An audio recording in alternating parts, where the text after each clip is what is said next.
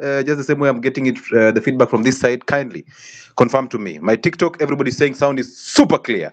How about Facebook? If my Facebook is clear, let's do this. Now, tonight, it's a very, very good and interesting conversation about mental health. You know very well, we've been talking about mental health. And people think, oh, you people are crazy. Oh, it's about craziness. Mental health awareness, that week is for the crazy people. We cannot attend that. We cannot do this because it is for the crazy people. Of course, we are here. Are you crazy? Do you feel crazy? Do you think you're crazy? Hmm? Or are you crazy in love? Some of you. Easter. Happy Easter, by the way. Wale walisulubisha Yesu, I was everywhere. I was seeing people with wooden crosses, walking distances with an ambulance. I was just thinking, hey, Yesu angefuata na ambulance. Hey, Jesus with a cross and an ambulance. I'm like, oh, okay. So how have you been? It's been a minute, Bana. I don't want to accept I've missed you, but guys, it is what it is. It is what it is. So I'm still waiting for my people on YouTube to confirm my sound because that is what we need. But I'm being told from this side is very clear. So if from your end is clear, amazing. Welcome again to this interesting live about mental health.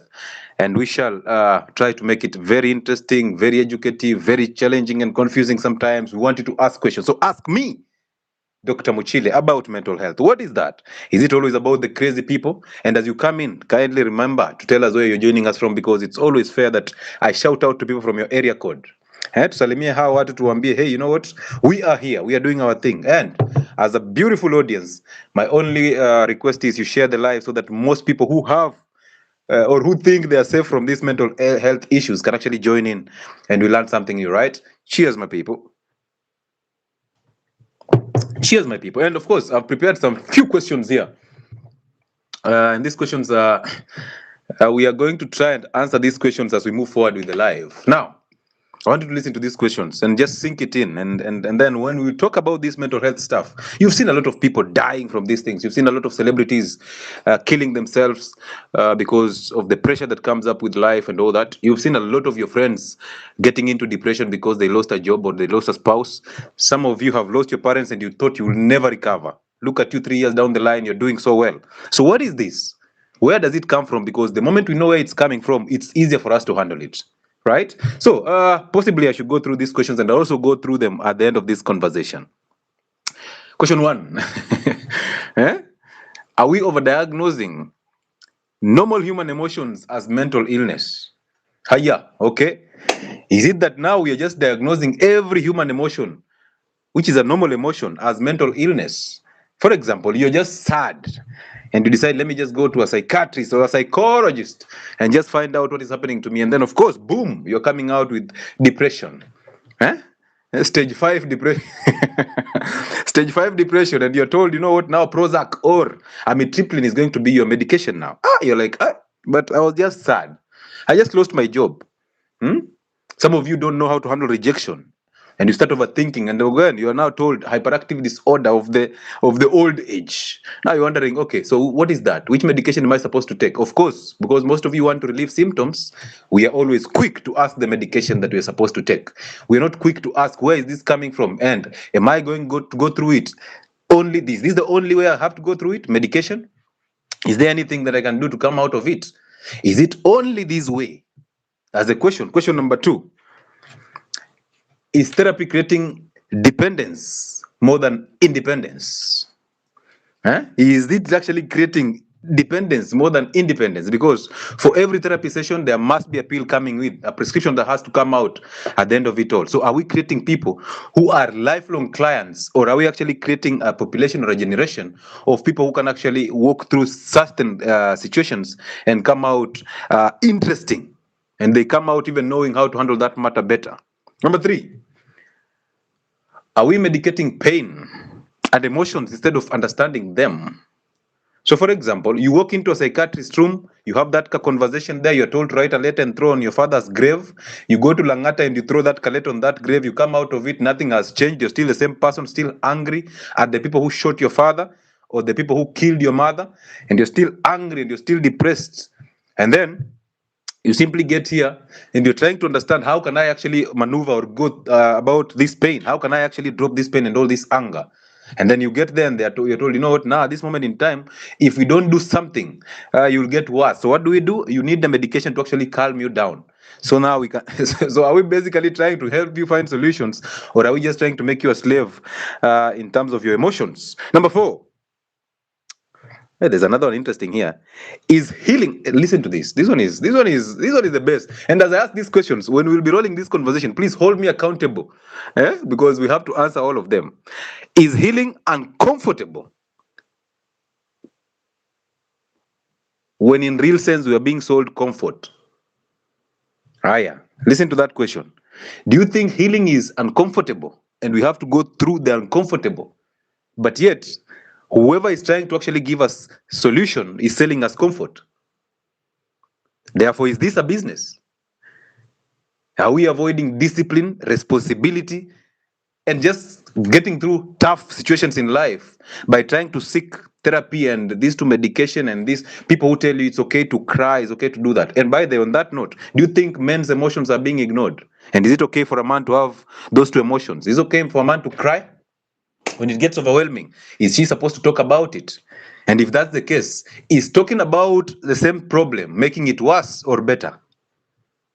If we are talking about a problem every single time, I told you, I put a post out there, and most of you did not understand it. I said that there's a way that spirit of anger in you always makes you think that your past is actually happening in the present, that the pains that happened in the past are actually happening in the present. You look at it this way. Every single pain that you're going through is not in the present, it's in the past. So the only problem with you is you have failed to allow the pain to go through you. You have allowed the pain to be part of you. It was supposed to happen through you. It was supposed to come and you let it go. But you've held on to the thoughts of the past. You've held on to the thoughts that are actually producing emotions. And now that pain that happened 6 years ago, 3 months ago, looks like it's actually happening now. So you're actually suffering for pain that happened 3 days ago.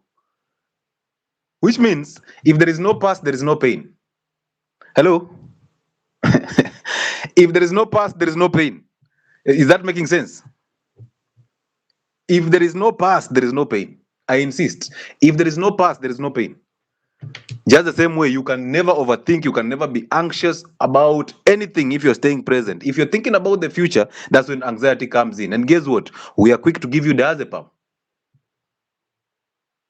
If you lose your job and you fail to actually pick up yourself and take responsibility to actually go find another job or create one.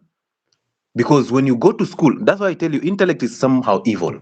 Most people, when they go to school, what happens is you get to school, you get a degree, you package it in a brown khaki envelope, and now you're rotating with it everywhere, with that brown khaki envelope, with some ego. Because you've gone through school, you deserve a job.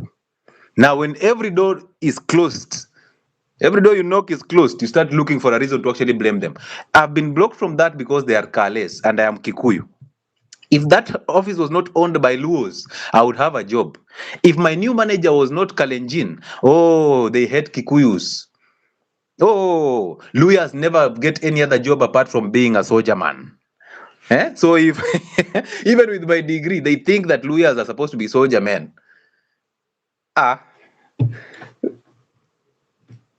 Are we just trying to sell you comfort instead of telling you the truth that is difficult to actually go through life? And that's how it's supposed to be. Stop holding on to it. Either way, let's move on and start talking about real realities here. So I'll take you through this conversation and I hope it makes sense. And just before that, of course, I'll say hi to some individuals. I was just asking those questions so that at the end of this conversation, we can just have the same questions asked and answered accordingly so that we move on from this. Let me set up my YouTube studios and then we proceed with this conversation. This one is interesting. This one is interesting. And as you sit there listening, you can simply just type what are the causes of mental health according to your encyclopedia. So on Facebook, I can see Kelvin. I see you. I see Bernard Musyoki. I see Rosine Bevi. I see all of you, man. Thank you so much for joining in. I see James Kasoa. It's amazing to have all of you here joining in and supporting this platform. Ask your questions in the comment section. We shall pick them and answer them accordingly. So ask me anything about mental health. On TikTok, I see Chito from Zambia. I see you. I see Caliph Jr. Diazepam ni mchele. No, diazepam si mchele. Diazepam, mchele is called flunitrazepam. They are in the same category, but diazepam is not mchele. Diazepam is not soluble in alcohol. So if you put diazepam in somebody's liquor, they will find you. You're inviting trouble. But you see, mchele is highly soluble in water and highly soluble in liquor. You put in and boom. These people are telling you the truth. Junior, I see you from Juja. I see Joe's the nurse. Amazing to have nurses on board. I see Rahaimas. Hey, amazing. This top hates electrical. Does play play a role in mental illness? What is that? The question is not clear. It's been a while. Victor, how are you, Victor, man? Yeah, it's been I've been all over. I've been all over. So when I sit down to roll this conversation, I love doing what I do here. But now, hey, iko watu wako na plan yao. Mimi niko na plan yangu, kuna wengine wako na yao tu. Dangote, I see you from Uganda. I see Motangi Emma. I see Ruth. I see some K. Jambaka FM is in the building. I see Becky Maina. I see positive vibes only. Doc, give details on ketamine therapy, please. Hey. Zile vitu mnatumia, yani mpaka ameanza kutumia anesthetics. Hey. Blessed generation, first time fasting for 42 hours. I'm glad. Ready to learn about mental health. Amazing. That is the first step in solving mental health. Perry, I see you. I see Gatimi. Good. I see Becky. Let's go ahead and see people on YouTube. And guys, thank you so much for being supportive on our platforms. It's never taken for granted. Sometimes I irritate you, and of course, it's your business. If I irritate you, the problem is you. Because you can't be irritated by somebody sharing their views about what they think. Safis in the building. Thank you so much. Saja Ugambachi. Ramadan Inganga is in the building. Thank you. Bube Agnes is in the building. Dr. Alice Africa. I see you. I see Adesua. I see J Opande. I see Javan Leo Omsiani Buena. I see Rosehilda Naisuna. Chito is also on YouTube. Thank you, Chito. Just Baraka, I see you. Sweet Sue. Amazing to have you here. Pricky, I see you. J Oboge, Joab Oboge. Thank you so much, Jambaka FM. I see Yvonne Kim. I see Danielle Chuma from Kwale County in Samburu. Hey, what are you saying? Sometimes I cross Samburu County. Is it Samburu, yeah? Merile and stuff. Yes, Samburu County. Is this the same that extends to Kwale? I don't know. Oh, there's a Samburu in Kwale. Kindly tell us, Danielle. I don't know. Victor Maynard, good evening, Dr. Lewis Majem. Chimba inua. Tutachimba mpaka tumalize. Let's talk with Boss Baby. Hey, what amazing name. Brother Suleiman 254. I've read this book. How was your last 365 days? Na nimegundua how stress, depression, and anxiety can ruin your life. Your emotion is very powerful, all right? When it comes to your health. Now you see how this is what I encourage people to do. Like always be reading a chapter. It doesn't matter. Read a chapter every day. You deserve it. Read a chapter every single day. Read a chapter every single day. I see Mag Musau. I see you. I see Josephine Nyokabi. And then Pay Off Faster. And then Grateful Nyadira. Thank you so much, all of you, for joining in. All right. The gentleman who read books. Wacha tukupee clap kidogo. Leo tumepewa kitu hapa iseme clap ya watu. Niwaambiwa hivyo. I have to clap for you, man. Thank you for reading those books. Now, listen, ladies and gentlemen. Sit back and just enjoy this conversation because it's going to get so interesting, so amazing. Allow me to just prepare this before I start this. Now, when you hear mental health, I was actually trying to look up the definitions of mental health and they are just all over. Everything is everywhere. Okay? So I decided to make my own. And this is interesting. The interesting part about mental health issues is we've created all this awareness everywhere. Every single year, or maybe after 6 months, there's a week that is for mental health awareness. And however much, just like Diabetes Week, we think that people are getting better because we are hosting all these weeks and these platforms. But you're not solving any situation, any problem, because every single time afterwards, people are still getting issues with mental health. And then you start to wonder, what is this mental health? Because when somebody shouts mental health, there's an NGO for mental health, there's a new operation around you regarding mental health. There are women and men who have actually made themselves come out to actually fight mental health. And then you start wondering, what are they actually fighting against? and you realize it's just a broad term that can actually be used to exploit a lot of people, and also can be used to accumulate a lot of wealth. But this is the point. You see, everything you feel has to come from a thought. Take a second and think about that. Every single thing you feel has to come from a thought. So basically, feelings are actually your thoughts. Because from thoughts is where we generate the energy that gives you the feelings. So anything you've ever felt, basically, which comes from your thoughts, that is a mental health story. How you live, how you relate to people, how you relate to yourself, what you eat, all these things are actually part of that game. Now, when you talk about mental health, you might just think, oh, this is for the crazy people. You know, we're waiting for them to actually be diagnosed of schizophrenia or bipolar or clinical depression, which I told you, and I've stood by that clinical depression is a lie. Clinical depression, that you go to a hospital and they diagnose you of depression, now you are depressed. They take you through DSM-5. They ask you multiple questions, maybe 21 questions, and you answer. And on that scale, they can actually score where you are in terms of depression or anxiety.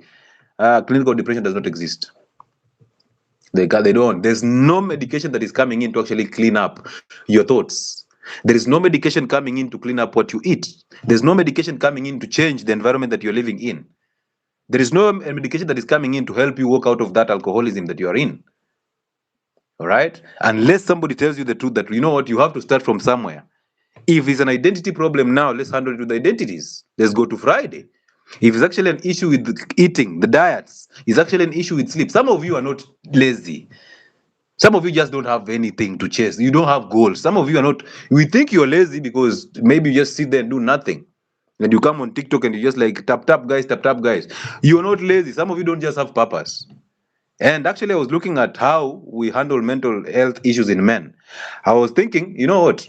Most times we tell men it's okay to cry, it's okay to go through emotions. We think that actually men are actually processing emotions just the same way women do. And now I've been wondering, why is it that most of the counselors are women?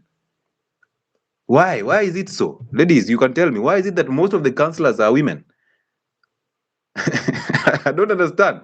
So every single person I've interacted with and asked them, is your counselor male or women or female? They tell me, he's a lady. I'm like, okay. Okay, that's not fine. I'm not saying women are poor counselors. I'm saying emotions block you from actually seeing the real reality about this.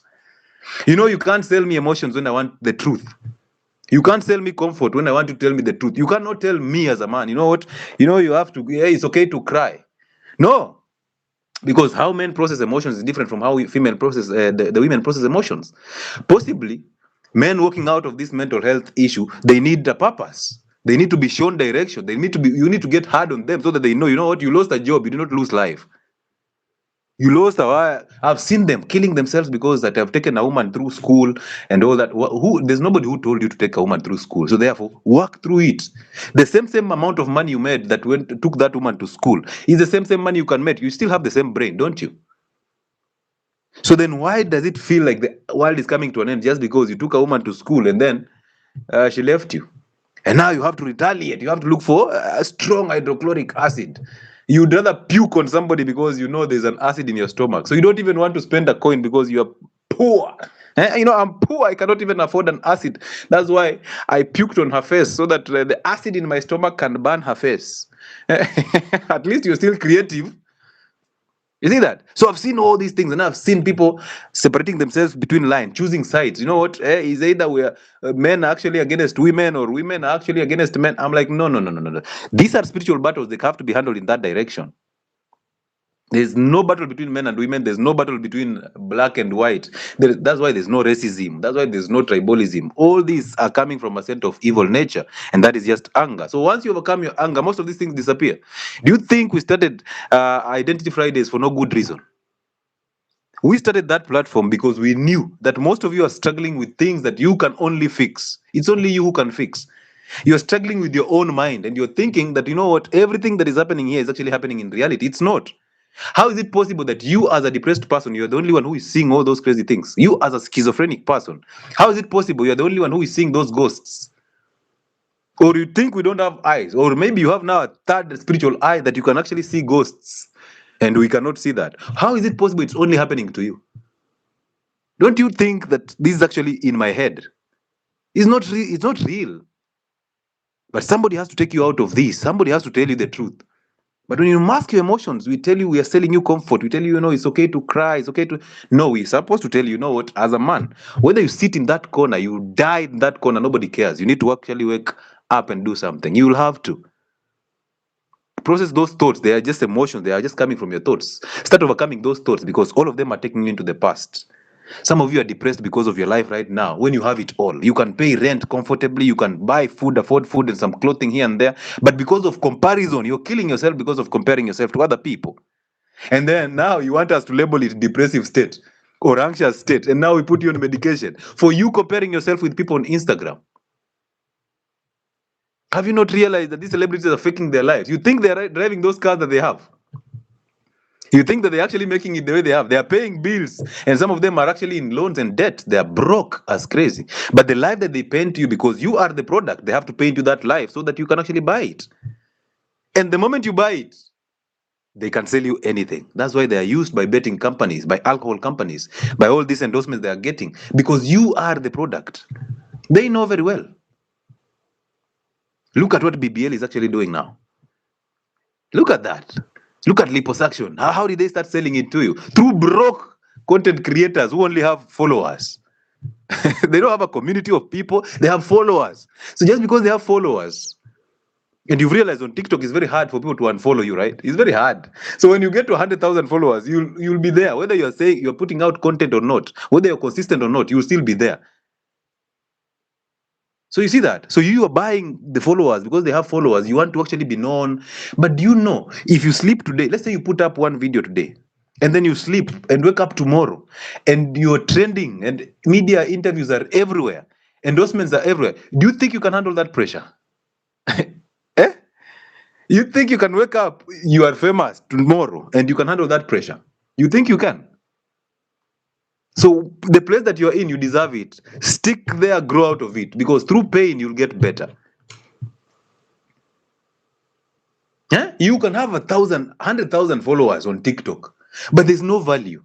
You just shook your ass. You just danced along a song. You just shared a video from somebody else, and you become so famous. People know you. But haven't you seen those ladies crying again? That, somebody has gone with their money, that, they were not paid. And now they come to you and they cry on camera, because by the way, when somebody's crying, they're just lying to you. When they are crying, they're lying to you, because those are two senses that cannot compete. So they come and cry here at you people because you relate, because you're also broke and you're empty. From inside, all of you are just the same person. So you relate, and then you cry together, alafu munachanga. And then you realize you guys were being fooled. And then now you get angry again at the same person. Oh, you fooled us. I saw there was a guy who was arrested and akakuja kuchangisha pesa. And then you guys mkamchangia. after kumchangia, the guy is posting another video, an endorsement video with a vehicle manufacturing company or a vehicle selling company. You guys got so angry at this guy. Hey, anyway, you have all these cars and you're actually telling us to kuchangie. So like somebody came and just held your throat. You send money. Yeah, we need to actually grow out of this nonsense, and the only way to grow out of this nonsense is to see beyond the normal eye. That's why Identity Fridays came in. So these these conditions, these are not medical conditions. These are mental health conditions that are being diagnosed. Because if you look keenly, you'll see there are only 4. But they'll be labeled with different names. There's anxiety, there's depression, there is schizophrenia, and then bipolar. These are the only 4. But you see now, look at it this way. Bipolar is basically taking depression today, tomorrow you're taking anxiety. So they are now telling you, you can actually swing from one direction to another. Boom, boom, boom, boom. Now that's bipolar. Now we have to classify it into stages so that we know how many medications we can give you. Anxiety, is it not just you thinking about the future that you don't even have? Help me understand. What is anxiety to you? Let's make this interactive. What is anxiety to you? What do you think is anxiety to you?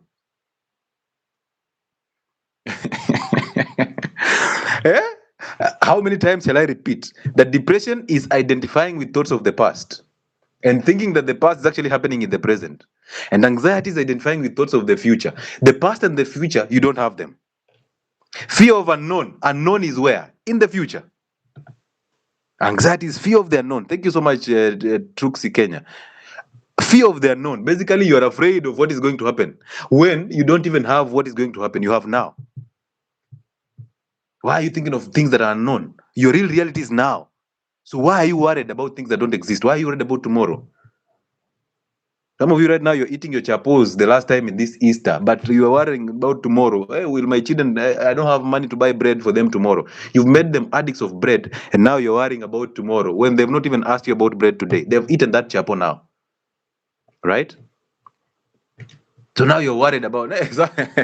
Some of you get even angry when somebody talks about how the story of Christ. How many of you have cried in church this Easter that, oh, I feel so bad? Yani walitesa Yesu hivyo. How many of you have cried about Christ and become depressed about how these guys they walitesa Yesu? How many of you? Like, religion has made you believe that what happened to Jesus in Galilee or whatever it was is happening now, and now you have to be very emotional. And then you don't want us to talk about it, because if you talk about it, we have irritated your faith. We have pricked what you believe in. Belief hails from a set of doubt. You either know or you believe. So when you believe, you don't know, right? Yeah. So you're being depressed about things you don't even know. Yes, Watongaren. Yes, Watongaren. Did you guys sulubisha that guy? We need to go to Tongaren right now and just make sure that Yesu Watongaren pia amepitia ile kitu Yesu alipitia. We can't be having Jesus now and he cannot be the same Jesus that time. No. We cannot allow that. Yeah, and most of you will not agree to it. Most, not all, but most mental health issues are actually lifestyle driven. So you are not depressed, you just have a messed up gut. You're not depressed, you just lost a job. You're not depressed, you lost a spouse. And if you lose a spouse or a parent now, we can never teach you how to mourn. We can't. We can show you the way how to overcome that mourning because it's not there anymore. Once they are buried, that's it. Now it's a choice. It's your choice to decide to mourn them for 13 years or whatever you want to. But I've just told you, pain is supposed to happen through you, not to you. When you think it's happening to you, you hold on to that thought. Now you suffer the consequences. But when you actually now understand that this is actually supposed to happen and you accept, you move. And then you will tell me, oh, that acceptance is the problem. Acceptance is not the problem. It is you who is the problem. Acceptance is a constant. Weber, hello, does cooking oils spoil the gut because I have a white coating on the tongue? But how many times have we said about cooking oils, brother? How many times? We are going to talk about it, we'll be talking about that anyway, so stick around and listen to it. So the real causes of mental health, let me just take you through these causes. And most of you are thinking, okay, so now how is that related to me getting crazy? If you're on this life, you're not a crazy person. You're not mad yet. You're not mad yet. Until we diagnose, you're not mad yet. So imagine you're mad, but you bought bundles, or you stole your neighbor's Wi-Fi, and you logged on to this live, and you're here asking questions, and you're still thinking you're mad. How can you be depressed when you bought bundles, came to TikTok live to ask for money for losing a job? You're not depressed. Depressed people are seated somewhere in a corner just waiting to die. Other depressed people are actually coming out of that corner, going into a hospital, being given antidepressants, and then sitting down to take those antidepressants, and then start having suicidal thoughts because those are the side effects. And now they are now depressed. Some of them were depressed because they couldn't satisfy their women in bed. Mama ali complain, you nowadays, maybe you are seeing another woman. Aitoshi. And now, you have taken your 2 minutes of fame. You've done everything. And mama says, jana hakuna kitu ulifanya. Niambie ulitoka wapi. And now you feel like, maybe I'm depressed because I cannot satisfy mama. And then you go and you're given an antidepressant. Now it suppresses libido. You guys think I'm lying? Let me read to you the side effects of these things before we even proceed. Just listen to these things. And then you tell me if I am the crazy one here. Of course, all of us are crazy, okay? But tell me if I'm the most crazy one here when I tell you these things. And these are side effects of anxiolytics. Anxiolytics are medications that ease up on your anxiety. And most of them are diazepam, the medication that people take after taking Mira. They are now having no sleep. Imagine how crazy that even sounds. You go and take Mira, you have your fun with those matawis the whole night. So you are the storyteller the entire night. Now it comes in the morning, you actually want to sleep, you cannot sleep. You disrupted your sleep, now you want to force yourself to sleep. And you go and take a medication to calm down your anxiety because you're so anxious, you're nervous, you want to calm down so that you get sleep. First things first, you've skipped the biological cycle. Number two, you have done the unnatural. So you've actually made your body to strain.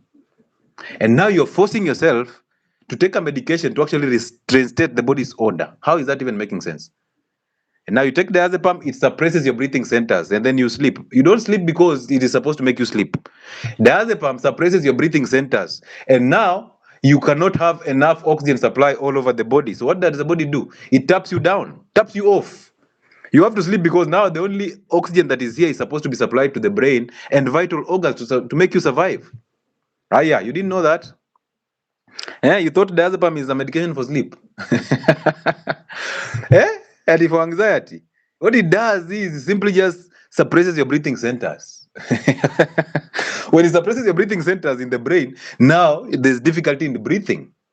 So when there's difficulty in breathing, the body has to supply oxygen towards vital organs for you to survive. That's a normal mechanism for the body. So what happens? Make him sleep so that his gut is not active, his circulation is not so much active, so that we simply send blood to the brain, to the liver, to the kidneys, and maybe to the heart to actually make him just survive. Now you know. So these are the side effects, and these are the most common ones. For diazepam, alprazolam, these are benzodiazepines, lorazepam, and that one, mchele, that you people say, mchele. Mchele is flunitrazepam, is still part of the diazepams, the benzodiazepams. So one is drowsiness and sedation. You get drowsy and sedated. Why? Because you suppressed your breathing centers. And then you feel sleepy and so tired. Number two, and then you will wake up, but you wake up, you're still so tired when you've slept for 8 hours. Can you imagine that? So you took a medication to sleep and lower your anxiety. Now you've slept for 8 hours. You wake up, you're still as tired, even more than. Number two, of course, poor muscle coordination. And this is where people start falling. Watu wanaanguka tu venye wanataka. Number three, slow thinking and confusion.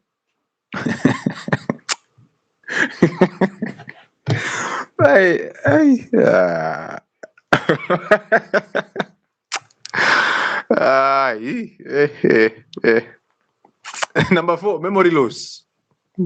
By the way, do you know what mchele does? The flunitrazepam. It just gives you selective amnesia. It's called retrograde amnesia. So what happens is you take that medication and you lose memory until that medication is taken out of the system. You will only remember ukiwa club, when you're calling the bottles on the table, chafua meza, and when you wake up. So whatever happened in between, that's why it was called a rep drug. It's a rep drug because it erases your memory from the time it starts being active in the system to the time you wake up. There is no evidence. So even if you are raped as a lady in that club, you will never know. You will know because, of course, your body feels some type of way, but that is if you're a virgin. Some of these guys can actually use you so properly and then they take you to a shower, wakuoshe vizuri, wakulalishe hapo. Ukiamka, everybody's like, and then you're asking them, did we do it? Did we do what? Did we do what? You're like, the way I feel, somebody must have entered, but I don't know. Is it true? Everybody's like, yeah, now you have to go and look for the P2s and all that because you're not even sure. So memory problems and memory loss, and then reduced concentration. So imagine reduced concentration, and even if you're concentrating, you have slowed thinking. You're thinking very slow. Yani hata ile concentration uko nayo kidogo. Bado tu una think in slow motion. You're thinking like Mav after being hit on the head. Which head though?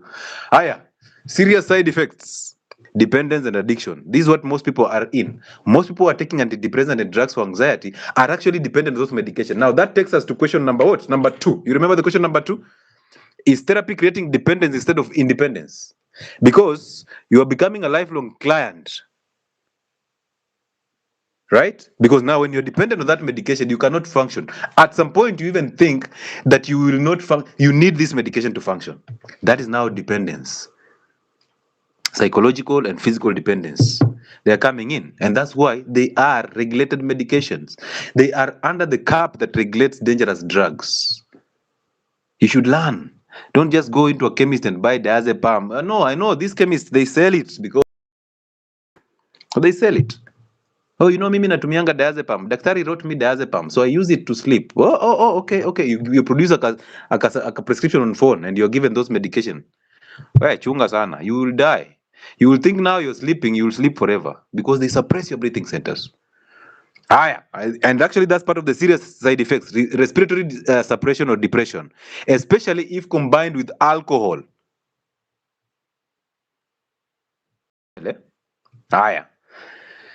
Increased risks of falls. You remember when we were talking about the common ones, we said you have this dizziness and poor coordination of muscles. That is what is leading to the increased risk of falls.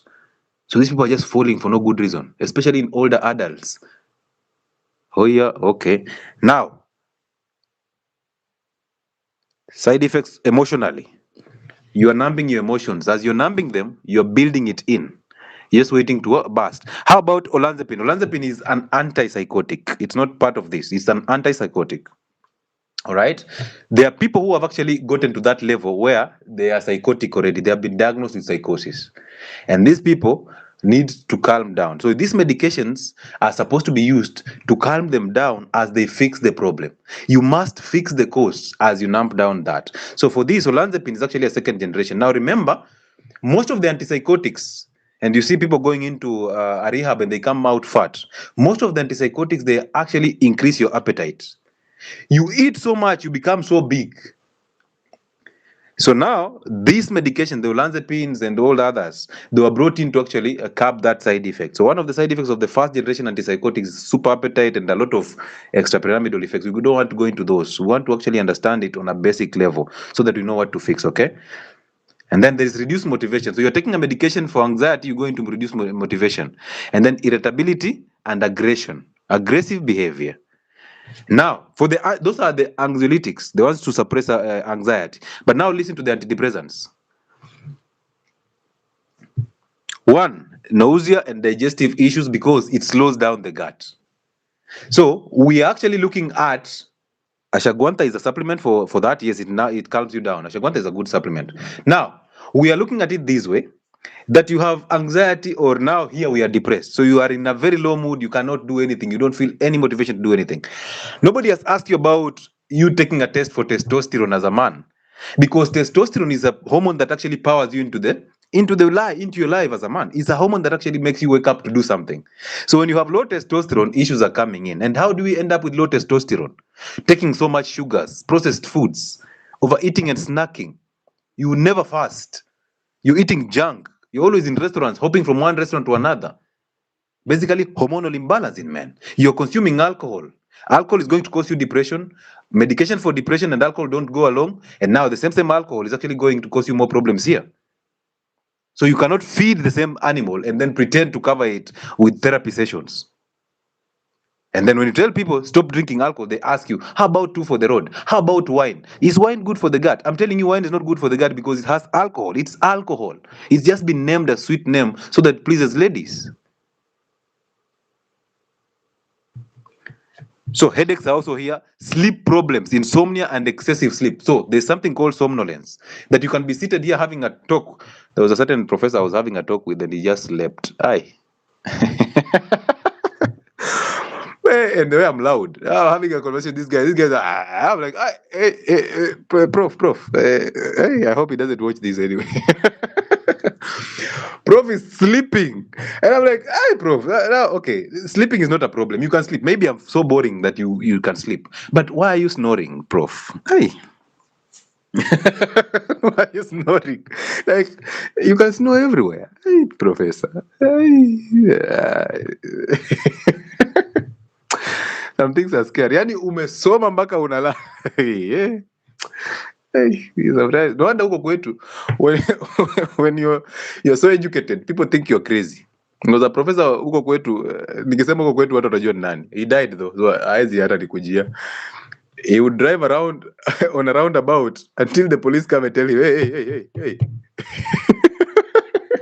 hii unazungukaga tu mara moja unaenda. Umezunguka. Hai profesa. Hata kama ni pajero. Tumeona hiyo pajero. Now go home. Hey. Anyway, so sleep problems, insomnia. So now, in a depressive state, you're lacking sleep. But now imagine you're given an antidepressant that actually causes you more lack of sleep. So are you solving a problem? We will refer to the questions until you get it right. Eh? Can therapy sessions sometimes reinforce a victim mindset? Yeah.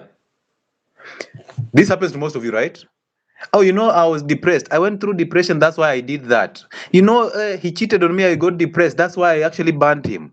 Do you know that it's always something outside you, yet everything is happening inside you? It is because of them that I got depressed. It's because of my children that I get anxious sometimes. No.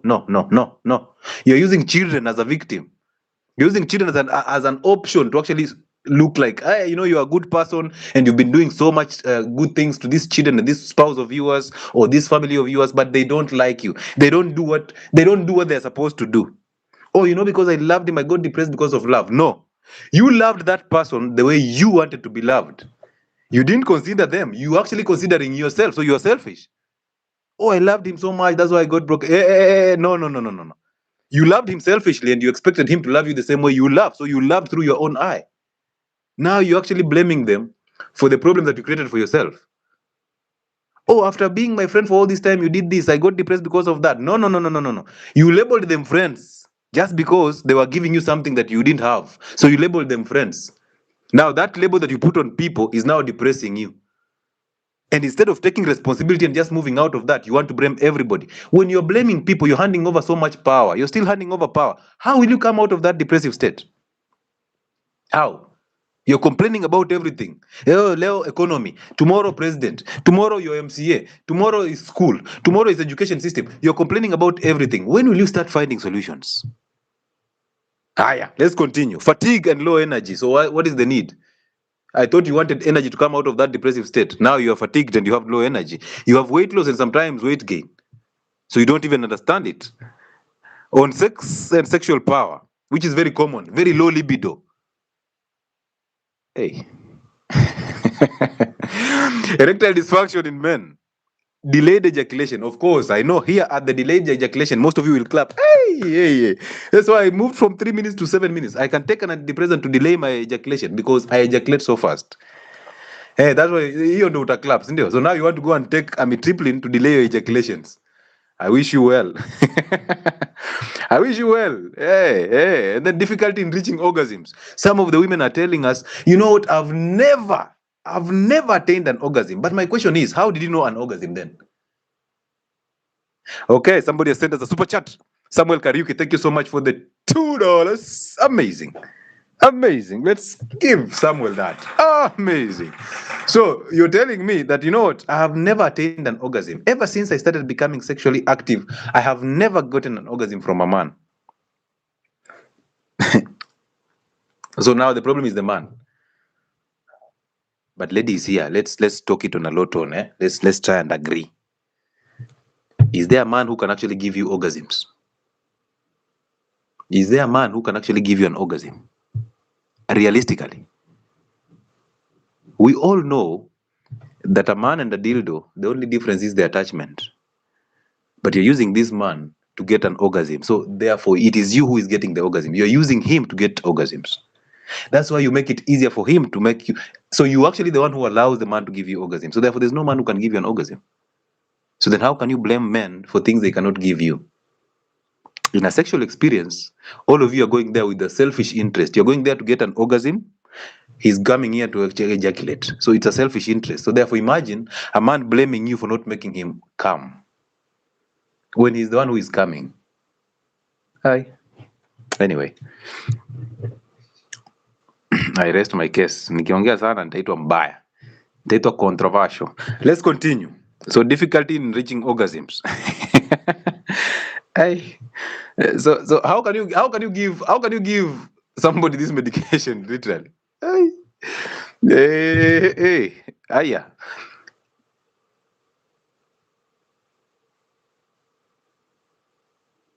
There's another one here, suicidal thoughts, especially early use or in young people.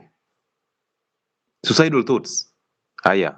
So you come out of a corner because you lost your job. I give you a medication, now you're thinking of killing yourself. You don't even want the job anymore. The only job you want is to take yourself out. Okay, sawa. Haya, kuna sweating, tremors, na increased appetite. Of course, that one we mentioned it. And hormonal imbalance, which causes issues with thyroid, estrogen going up, therefore weight gain. All right? And then dependence is there, brain zaps, mood swings, and heart rhythm issues, tachycardia and bradycardia. So all these are side effects of the same thing. So are you ready for that, though? Are you ready?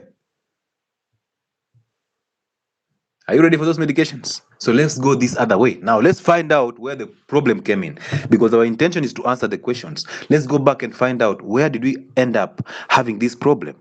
And I told you, of course, most of them are coming in from lifestyle. So we will now relate these things. I have told you this. The gut is your second brain. There is something called the gut-brain axis. The gut-brain axis is direct communication between the gut and the brain. And now somebody is asking, what is the gut? Mouth to anus, that is the gut. That tube has to be maintained.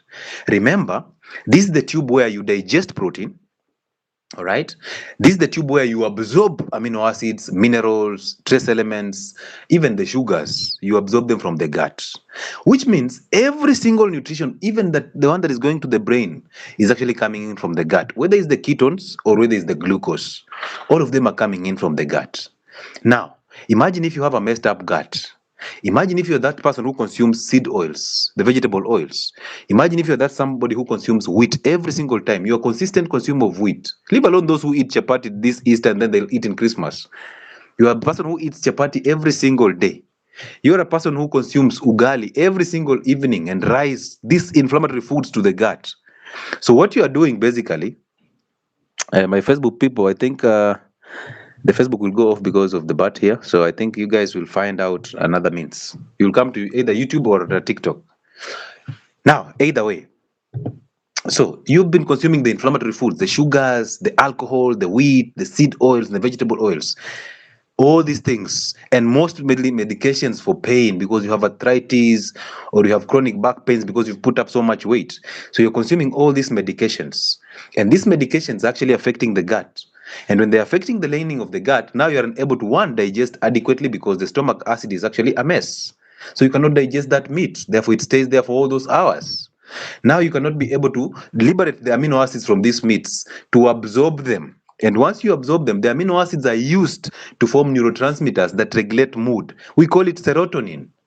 So now you have deficiency in serotonin because you have deficiency in absorption of amino acids, because you also have a problem in consuming animal proteins because you're a vegan, right?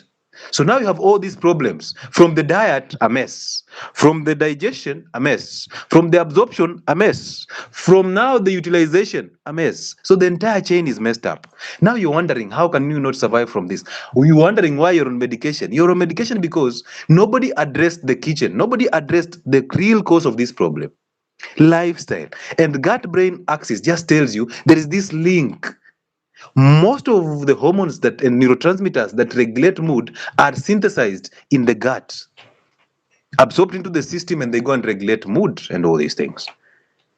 If they are not made in the gut, they are actually made from products that are absorbed in the gut. Therefore, anybody who is depressed, where is meat in your diet? You will tell me it's very expensive, right? You want to tell me it's very expensive, right? And I'm like, okay, it's expensive. Is it expensive than Prozac?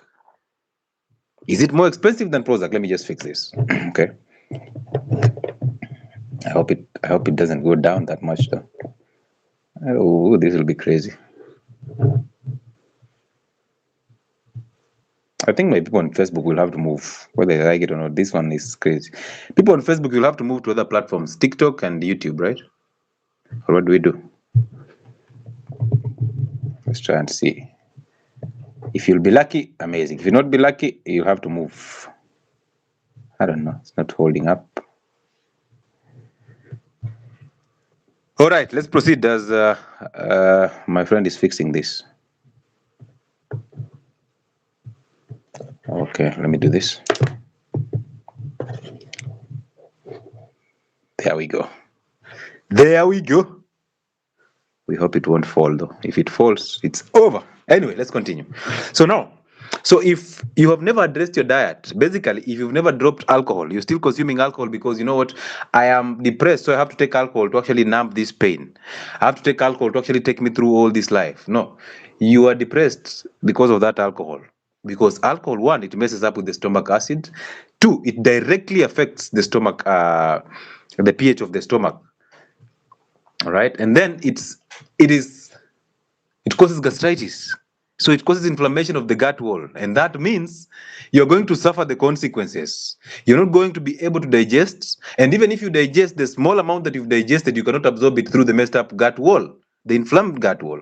So then, where are we? First of all, where is the protein in your diet? Number two, where is the strong acid in your stomach? Number three, where is the healing of the gut wall? All these things are a mess, but nobody told you about that, right? Because they want you to buy the medication. So now let's go back. Start eating fatty meats. Start consuming high protein diet, animal proteins for that matter, because plant-based proteins, they come in with nutrients, anti-nutrients. I call them anti-nutrients. These are basically elements that block you from absorbing healthy nutrients. Now you suffer. So we want to consume foods that are going to give us nutrition that the body is going to use to survive. So red meats and white meats, all of them, consume them.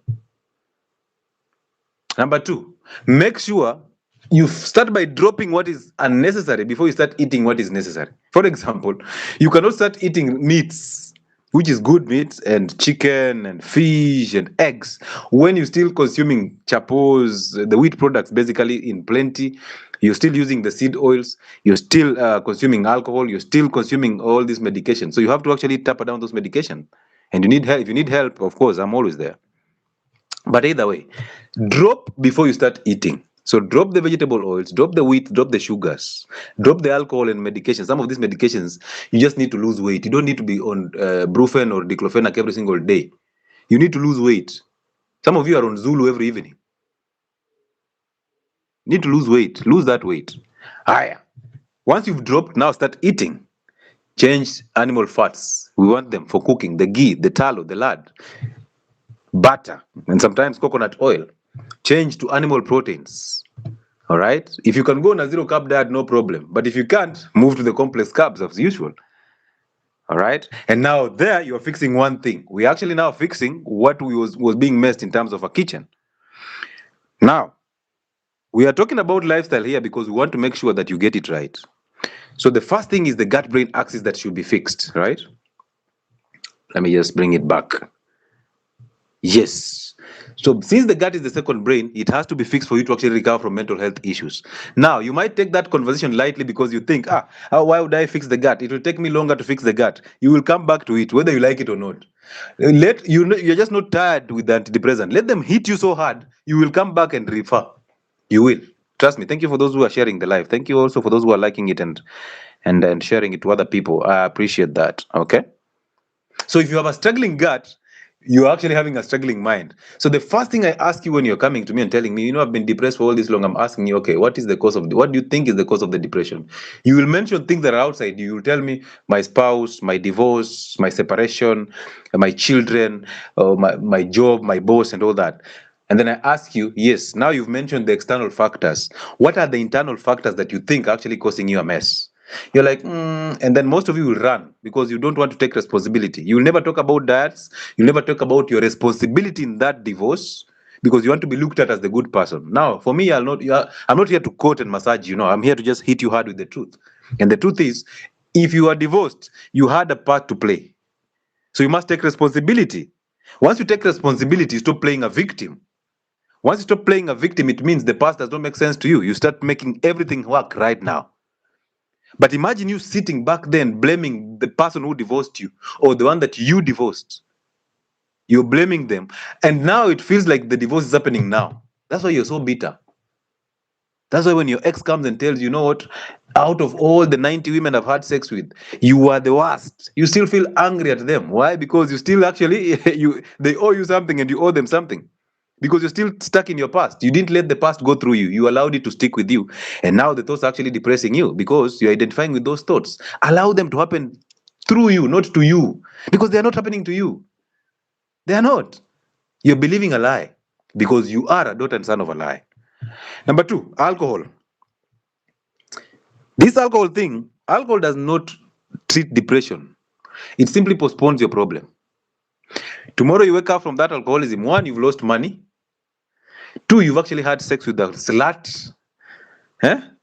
There's this site that you people go to and log in and you're brought sluts from your area code. Let's say I live in Thika.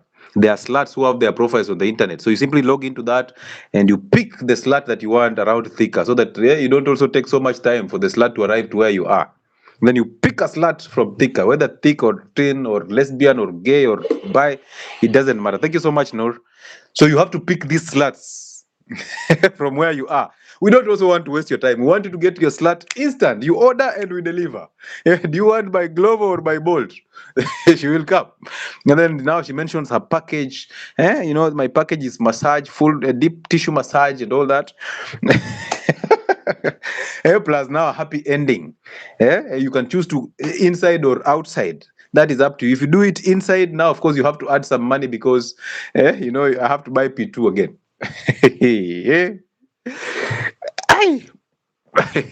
And now I don't know if there is a breakout. It's either people are fighting or people are sharing nudes. Is it a breakout or what is happening? People are it's either somebody is trending in Kenya for nudes or for sex tapes that have leaked, or people are fighting. What is happening to Kenyans? Are we that depressed? Do we have such messed up guts? And then now we say, oh, God is punishing us. God is not emotional as you. So alcohol postpones the problem. And alcohol, I've told you, alcohol turns men into women. Alcohol, specifically beer, has phytoestrogens that make men fat, they grow hips and buttocks, and then it increases estrogen. The moment you increase estrogen, you're exposing a man to an enlarged prostate. You're exposing this man to prostate issues and prostate cancers, low libido. So whatever he was running home, because I was told that 2 bottles of Guinness can actually give you an overnight erection. Which one? Which one? You just don't have an erection. Now you're thinking that Guinness is going to give you erections.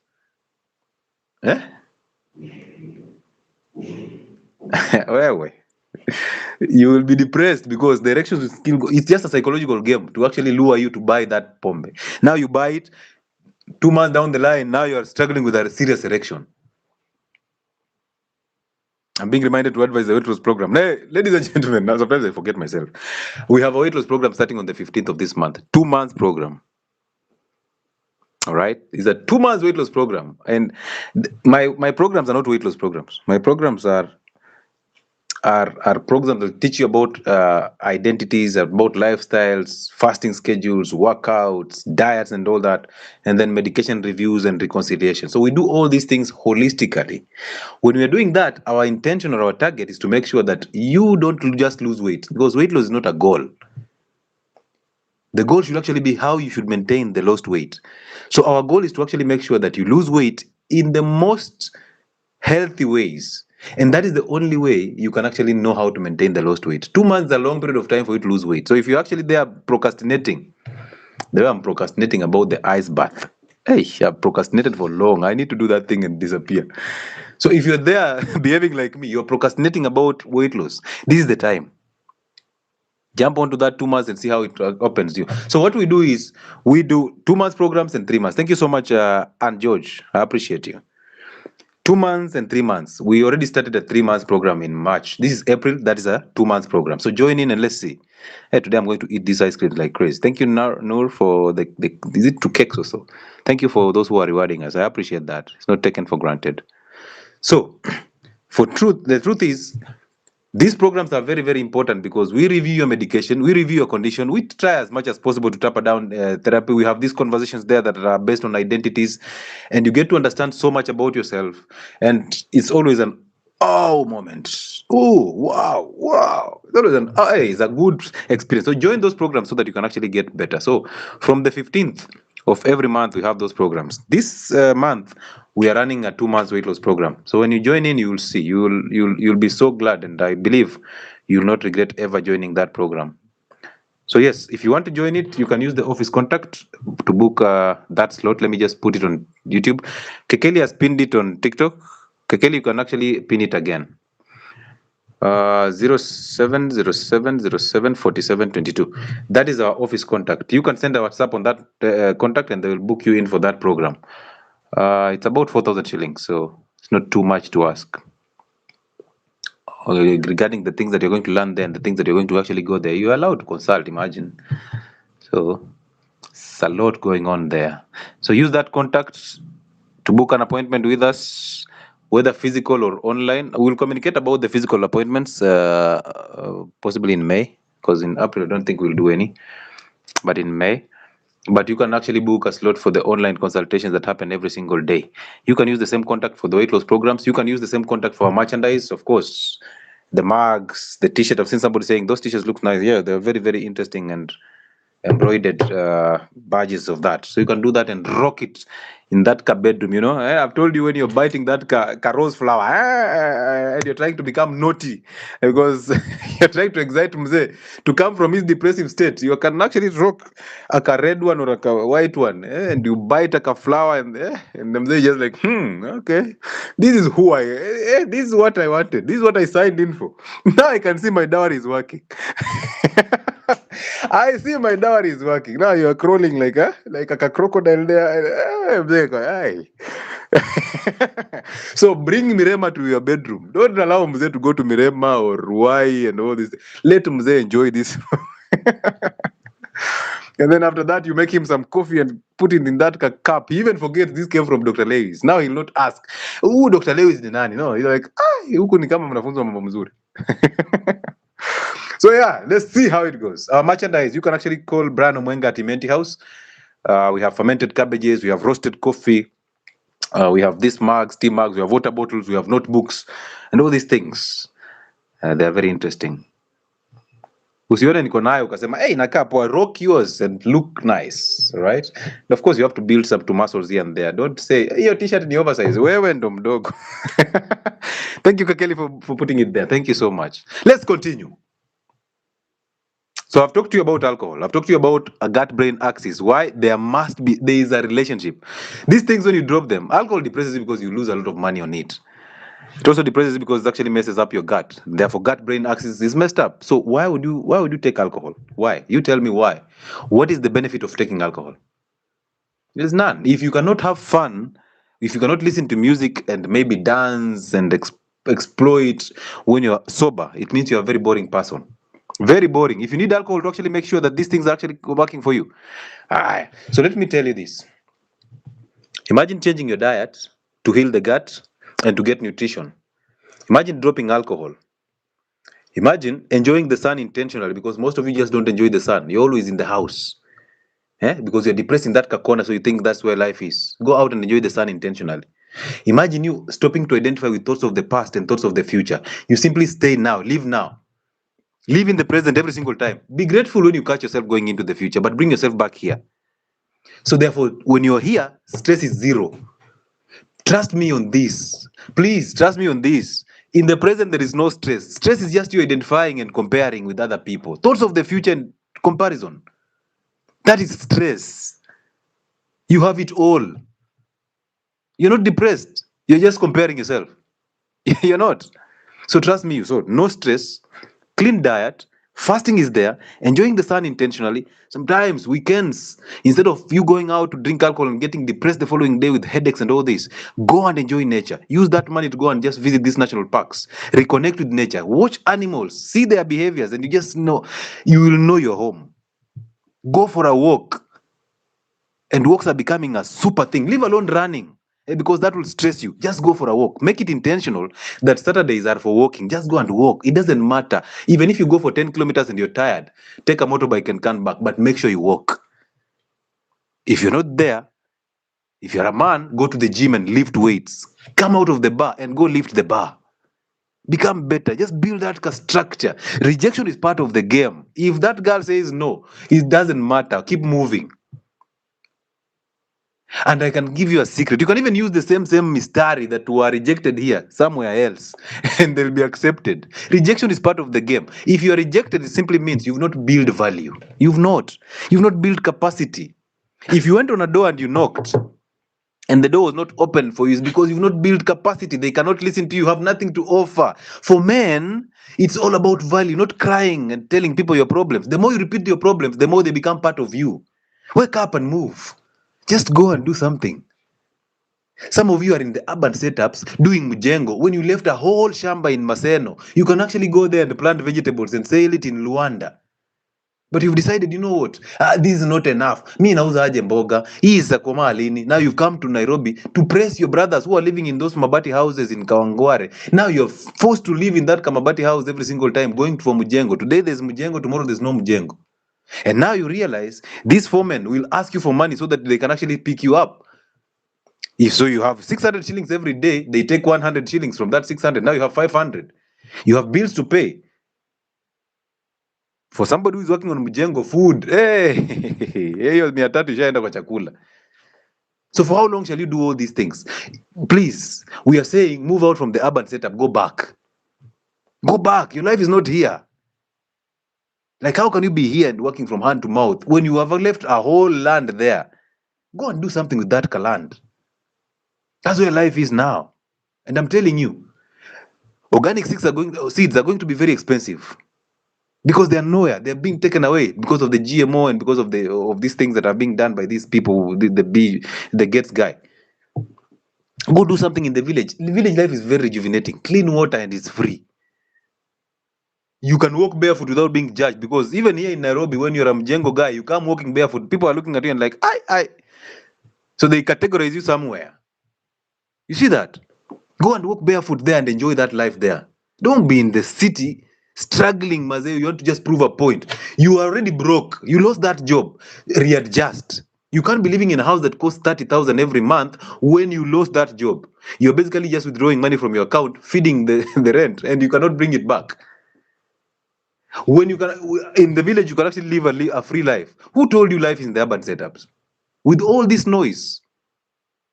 Some of you don't even like raising children in this urban setup, but because you are here, you can't do nothing because you want to actually prove a point to people. You're always living a life according to how people want you to live a life. Some of you, your children are in schools that you cannot even afford. You are going into debt every single time. You're pressing your mama chamas every single time to actually, because you cannot afford your life. Some of you are always telling your brothers, hey, nisaidie tao ni bet, nisaidie so nataka kubet, nisaidie nataka kwenda out, nisaidie. Now people are sustaining your lifestyle. These same people need to use that money to build themselves. But now because of the guilt that they have, because they don't have an identity, they want to relate with you, they want to help you. But for how long will they help you? How long shall you be in somebody's inbox asking for favors? These people get tired of you. And now they even block you. Because anytime they see your message or they see your call, they know you want to ask for something. Go back to the village. Go do something there. Go and reset. Once you reset, you can actually come back. Nairobi is not for everybody. I wish even these institutions, these ministries were decentralized. Some of them be taken to Viga, some of them to Isiolo, like everywhere, so that people will get there. These traffic jams that we see in Nairobi are actually man-made. People are depressed in Nairobi. People are working for 30,000 per month in Nairobi. And this 30,000, you're basically working for transport, for rent, and for food. So you actually basically in Nairobi to be busy. You're not building value, you're not adding value to anybody. You just want to be busy. Imagine that. So then you're wondering, and you see when you're in Nairobi, people in the village are actually hoping, they know you actually have money. And you know very well you don't have money. But because you want to leave that town name, you go to the village, you hired this Easter, it was a long holiday, it was a long weekend. So you hired a kaka on Thursday to go to the village to prove a point. Now it's Monday, tomorrow is now work day. You guys are struggling right now on traffic jam along Nakuru Highway to come back to Nairobi. You are stuck in that traffic jam, but you have to prove a point, right? You have to prove a point. And now the fuel goes up by 1 shilling. You're the first one to complain, but you don't even have a car. You've hired. Now in the village, now you have to call, lewi ni aje, niokoe bana na thao bana jo ni fuel hii gari nile. So I'll give you that 1,000 to fuel the car, but who will give you money to repay for the loan? So stop disturbing people. People want to make themselves better, but you're stuck in that car. Hey, my friend, if you lose that job, readjust. There's no harm in moving from a house that costs 15,000 to go to a house that costs 5,000. There's no harm. Nobody even cares. You think we look at you and you're like, hey, we jamani life poor. We don't care. And that's why I told you. You look at most of the people on the internet and you think they're actually living the life that they're preaching. They are not. You just get the pressure from this life that you see on the internet. Most of us don't want to be even famous. We don't. We don't. Now you want to put out one video and become famous with that one video. Do you know the pressure that comes with that? People will start expecting you have to dress in a certain type of way. You have to move in restaurant in a certain type of way. You cannot eat in the kibanda, where you eat chapodondo for 25, 30 shillings. And by day in Western, if you eat 30 shillings, hey. In Western, if you eat 50 shillings, they start questioning, huyu ni Muluya special, huyu ni Wapungoma. Huyu lazima ni Mpukusu. Amekula 30. So go back to the village. You can afford. You can. You just don't want to readjust, don't you? But the best thing you can do to yourself is to readjust. When it gets tough, readjust. Readjust. If I tell you what has happened to my life the last 3 months, you cannot even handle it. Leave alone me who is coming here to tell you this. You cannot handle it. You can't. If these rich people tell you the number of days they're actually in, you cannot want to be rich, because you're paying bills, you're paying employees, you're trying every single time to make sure that you sustain a certain type of life and business, and it's very expensive. So some of you want to be rich, but you don't want to be rich, to be honest, because being rich, being wealthy, what hivi tunaambiwa ati invest in buy shares and wewe you will buy shares today. You will buy shares today, and that company just collapses the following day. Now you bought a share at 50 shillings per share the following day, because there's insider information. Those people who are supposed to buy shares are people who actually have connections. They know these people. So you now that you don't have information, you have just somebody, financial advisor, telling you need to buy shares. You rush to buy those shares. And you see they play it safe. They tell you, it's you to manage your money. Me, I'm just giving you advice. But they're on the internet. You think if people wanted to make money, if they wanted you to make money, they will tell you. These same people who actually have these financial advices, they have not advised their families, but they're advising you. They're depressing you because they'll make you think that they're actually having so much money. Hey, this guy knows how to invest. This guy must be so good at his finances. Maybe it's me who is the problem. No, you're not the problem. You're not at this level. That's okay. And you don't have to care. Right? Because it's his life. If money is working for him, so be it. But imagine you have health. Have you seen that one? There's another one who advises people about money, and he's constantly blowing his nose. A guy with spectacles. I don't. He's constantly blowing his nose because he cannot afford to actually just use the same money to actually heal the sinus and sinusitis. Where should we invest? Invest in yourself. Become so good at invest in your brain. Read books.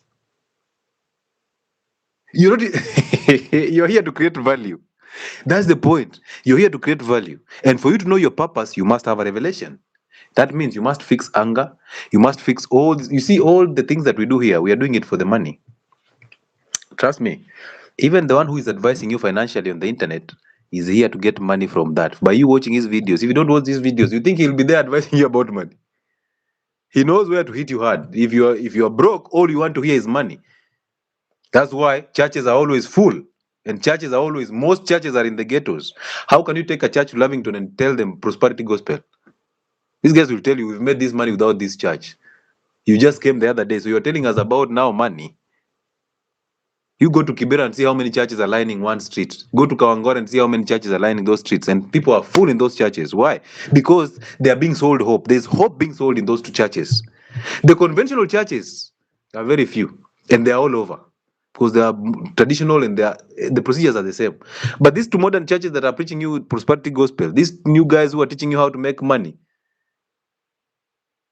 But I'm waiting for the day I'll see the billionaires coming out to teach you how to make money. I've seen one. I've seen the poor dad, rich dad. What is his name?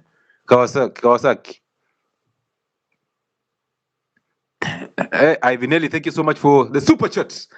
But have you read Kawasaki's book? Sometimes you can get so frustrated. You're like, So now Kawasaki is telling us his story, how he got a rich father to advise him about finances and all that, and he grew into that. But how many of you can relate to that story? Wewe umekaa hapo, you know very well that Kiyosaki, you know very well that your father is a standard of wealth. You know very well. Your father is everything. You don't even want to go beyond your father. You know very well. But then Kiyosaki comes in and tells you, you have to drop your father and listen to another person. And then so who will you listen to in your village or in your area code? Who Yeah, and then now the Bible comes and slaps you. You should obey your. That way. So some of these things, when I tell my story, I am not telling your story. So Kiyosaki is telling us his story. That's okay. But he's not giving us the details of what happened. Some of these people have cases in court. They've never told you about it. Some of these people had to go through crazy things. They had to steal from people. They've not told you that. They have to con people. They've not told you that. They are just showing you the brighter side so that they sell you the hope. So that you think you'll become a billionaire tomorrow, which you don't even have. You have everything now. You have health. You can pay rent. You can afford food. You can afford transport. You're doing so well in the present. But some way, somehow, you're being distracted by your own thoughts. Your thoughts are making you think that you deserve better. You don't. You deserve what is happening to you right now. You deserve that. What you have right now is what you deserve. So stop thinking that you deserve better tomorrow. There's no tomorrow. All you have right now is what you want and what you need. Use it. Use it.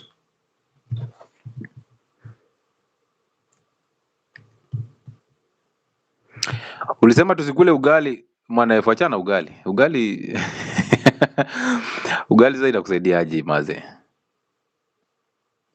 Kindly advise on vasectomy. Now, you go ahead and do vasectomy, and then we will be here talking about depression again.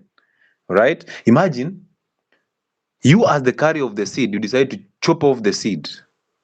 Like, why would you don't even call it vasectomy, call it castration. When you castrate yourself, that is the real depression, my brother. That's the real depression. That's the real, you go and chop it off, you will see. It will not take you much time before you realize you made the biggest mistake. Like, imagine condoms are over. Semen retention is over. Pulling out is actually over. Even studying a woman's cycle to understand that cycle, you can't. You decide, me as the weakest of the weak, let me go and cut this thing off. I can assure you, your woman will still get pregnant. We shall be here trying to tell you, oh, we told you, it's okay to cry. Cry, Baba, cry. Cry here. This is a safe space for crying.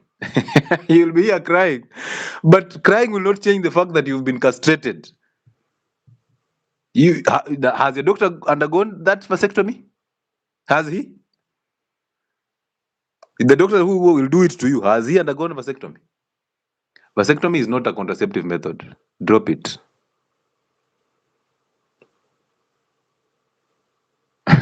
Who is the father? Yeah. Cassava flour is a better alternative to ugali. Now, cassava and ugali, they fall in the same category. They are all sugars. They are all carbs. Only that cassava is complex. I want you to look at it this way. When you're asking this cassava question, I want you to just look at it this way. You see, there are people who take butternut soup, right? Butternut soup. If you take butternut soup, how much butternut have you taken? When you take one bowl of butternut soup, how much butternut have you taken?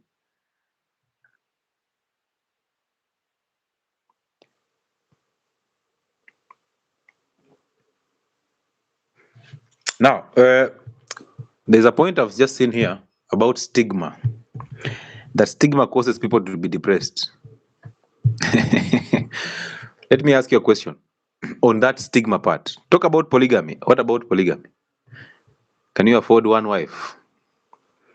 Can you afford the rate of depression that comes with one wife? Leave alone two. Do you have land? How much land do you have? Do you have the nutritional seed before the procreational seed? Can you tame your ejaculation? Can you retain your semen? What is the reason why you want polygamy? Is it not because we just want to ejaculate aimlessly? The same. You think now, eh?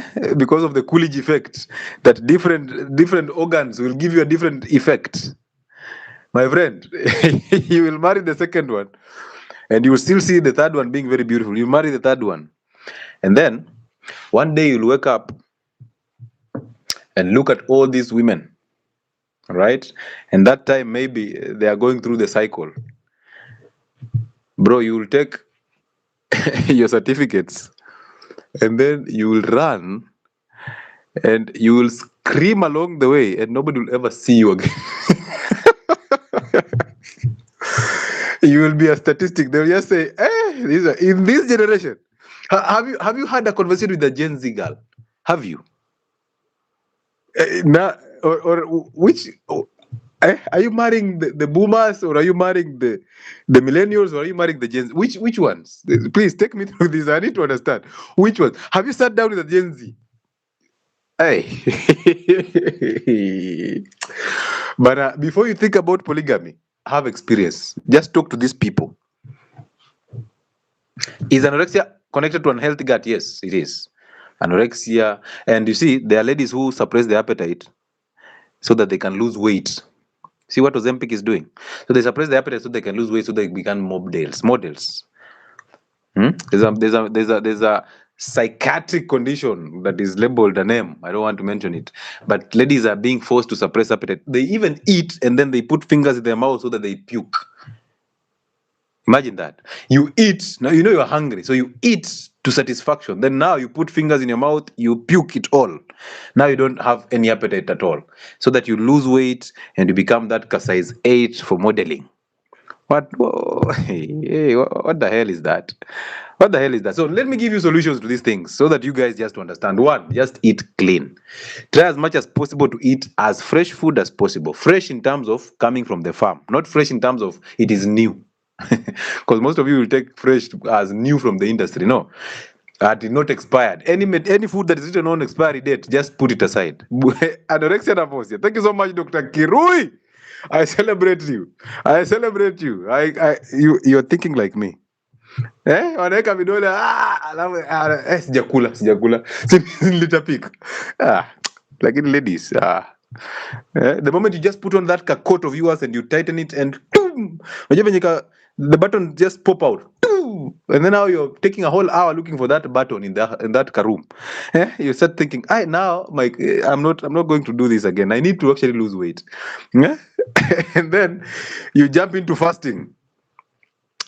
You've decided I'm going to do 1 meal a day from nowhere because you saw me preaching about it. You jump into fasting, my friend. You will wake up at 2 a.m. to eat. You will eat, I can assure you. You will eat even your husband's legs and toes. You will eat anything in that house. Don't jump, don't rush. Stay patient, stay focused. These things, you need to start from somewhere and grow into it. For example, you can start by just dropping some types of foods. You can start by dropping the vegetable oil, all right? Because that's what you complain most about. Oh, ghee smells bad. Start by dropping that vegetable oil, that vegetable oil of choice. Whether it's Rina, Elianto, it doesn't matter, drop it. And then now go and buy either butter or ghee or coconut oil. Start from there. Now start improving from there. Once you have that, you see you're already starting to fix some things because your taste buds are starting to get in order. 2 weeks down the line, you have very fixed taste buds. Now you've adapted to the new foods. Now guess what? You're now reducing the inflammation in your system. Your gut is starting to heal by just dropping one thing, vegetable oil. Follow it up with sugar. Drop sugar. And when I say sugar, I mean sugar in all forms. But you can start with the table sugar and milk. Drop them.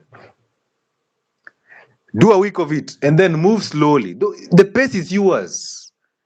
You just stay present and don't even write a record. You know, I've done this for 3 weeks. It doesn't matter.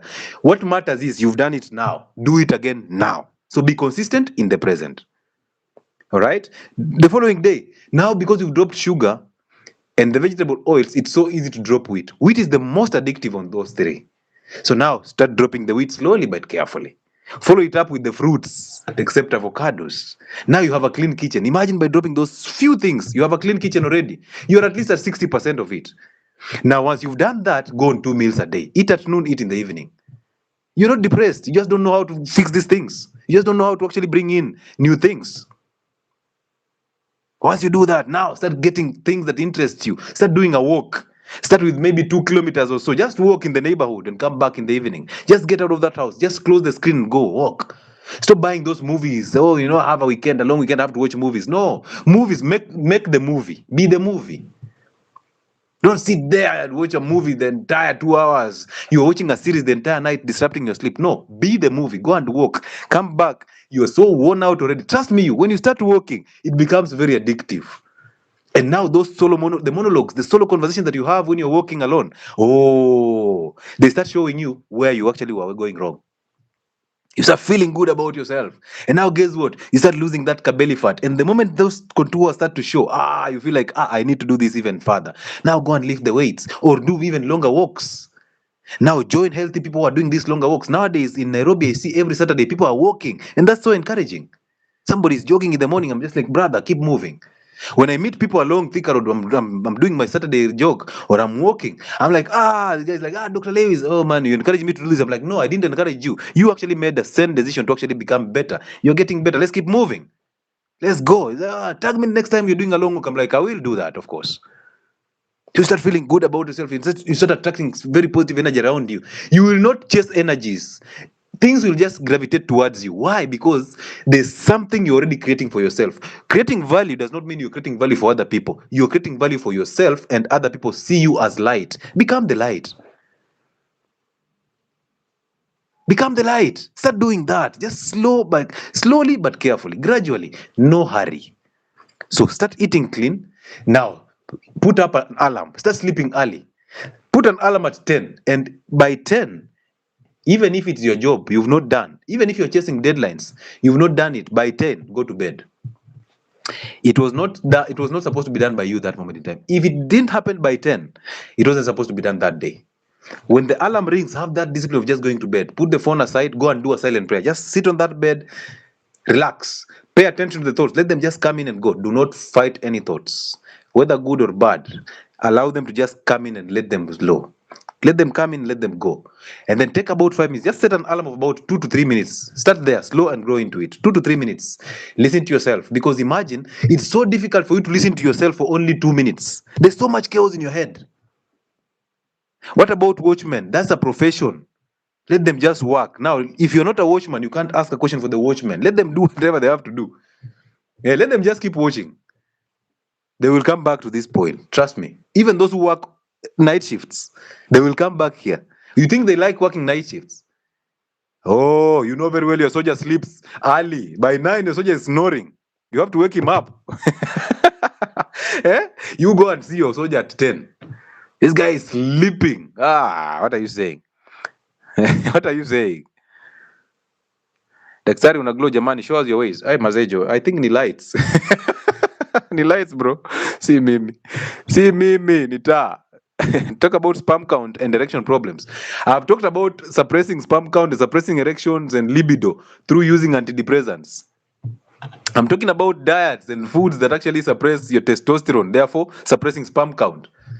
So stop focusing on the sperm count. Focus on the level of testosterone. Focus on daily habits that will improve your testosterone, and the body will do the rest for you. When you focus on the sperm count, you're focusing on an ejaculation. It doesn't make sense. Focus on retaining the semen so that you improve the quality of the sperm and the quantity of the sperm. Stop ejaculating every single night because you're looking for a baby. Stop sinking those toes in the mattress every single night just because you want to ejaculate further so that your woman gets pregnant. Some of you are under pressure from your mother-in-laws to make a woman pregnant, but your mother-in-law will run when you have to pay school fees. Your mother is dominating you as a son. You know what? You've brought this woman here for all these years and she has not even delivered. She lied to you, she's a virgin. And then she had sex with you when she was in her periods. You're like, I have broken her virginity. Nilimtoa damu. Now it's been 4 months. This woman is not getting pregnant because she has consumed P2 as nuts, ground nuts from campus all over. Now she settled for you because you are easy to manipulate. Now you can't get pregnant, you guys. You cannot make her pregnant. And now you're constantly ejaculating, hoping that, you know what, the more I ejaculate, the more the chances I'll make her pregnant. No, this is not probability. You must improve on quality and quantity of the sperm, and the only way to do that is to lead healthy life. Sleep early, eat real food, ease up on stress levels by staying present every single time. Go and exercise, walks. Go to the gym and lift weights to build some muscles. Become the man. Fix your identity by overcoming the anger. Get the sunlight, because it's called the D because it requires the sunlight. Most of you are not depressed, you just don't have the sun. Most of you are not lazy, you just did not rest. You see that? Most of you are not anxious, you're just comparing yourself to other people. It doesn't even make sense. Doctor, do you think the parents to Gen Zs lacked identity and raised Gen Zs who are angry? This is a very good question. I wish it was Friday. Either way, this is the point, brother. Gen Zs are a reflection of who the parents are. Gen Zs are just a loud reflection of who the parents are. They are a talking mirror. Gen Zs are a talking mirror. They are. So yes, those parents came from. Look at us. Look at these people who are upper kwa Gen Z. No identity at all. Very much complaining. These are people who actually thought that school is everything. You get a degree, and then you think this degree will actually sustain you all through your life. And the Gen Z is coming in to tell you, you know what, you've done all these things wrong. I have to do it my way. Now you're unable to look at the mirror and actually, this is just lack of an identity. Actually, look at it this way. Most Gen Zs are fatherless. And if they have fathers, they have weak fathers. Fathers who cannot correct their mothers, who cannot walk the truth. Fathers who are alcoholics.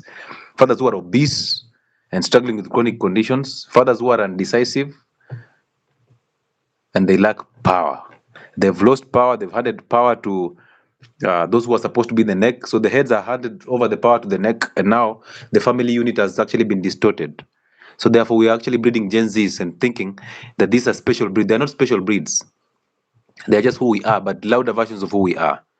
Until we fix that, it's going to be trouble. And now the alphas are going to be very much problematic than these ones, because you can imagine now the millennials and the Gen Zs. Imagine that combination. Nyinyi mnasema mmeona Gen Z bado. So imagine a millennial meets a Gen Z on demonstrations, and then they marry. 2 weeks down the line, they have divorced, and the Gen Z is pregnant already. The millennial is just lucky that these Gen Zs chuck out pregnancies the way they want. They chuck out pregnancies as though they're spitting saliva.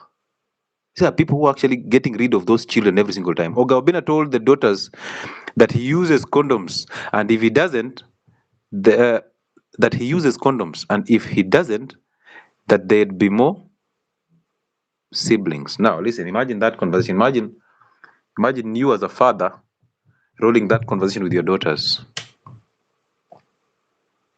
Imagine, instead of actually leading a life that they can actually see and follow, sometimes having money is not being upright, not being successful. Let me use that word. I wouldn't want to talk bad about him. I know he's doing good works here and there, but I would just say that most times I watch his clips. He started off with this thing of advocating for mental health in men, which I don't know where it disappeared to. But I told you guys earlier that was just a scam. There's no way you can talk to me about mental health, trying to help men fight mental health when you're taking them into a rehab. You don't address the real causes of the problems. You're following the same channels that have been there all through, and you're telling us you're actually solving a human problem. It doesn't make sense. Please advertise the platforms. I have Health and Wellness Spot on YouTube, Health and Wellness Spot on TikTok. I have Uncle Chile. By the way, on Friday, we'll be here doing Uncle Chile platform if God gives us the grace. So be here at the same time on Friday. We'll have an identity shows on Uncle Chile platform. So go and subscribe on those platforms. I have a Telegram platform called Health and Wellness Spot. I have a Facebook page called Lewis Muchile. Very interesting thing. So if you've not liked or followed us, kindly follow us on this platform here. You can also subscribe on our channels on YouTube.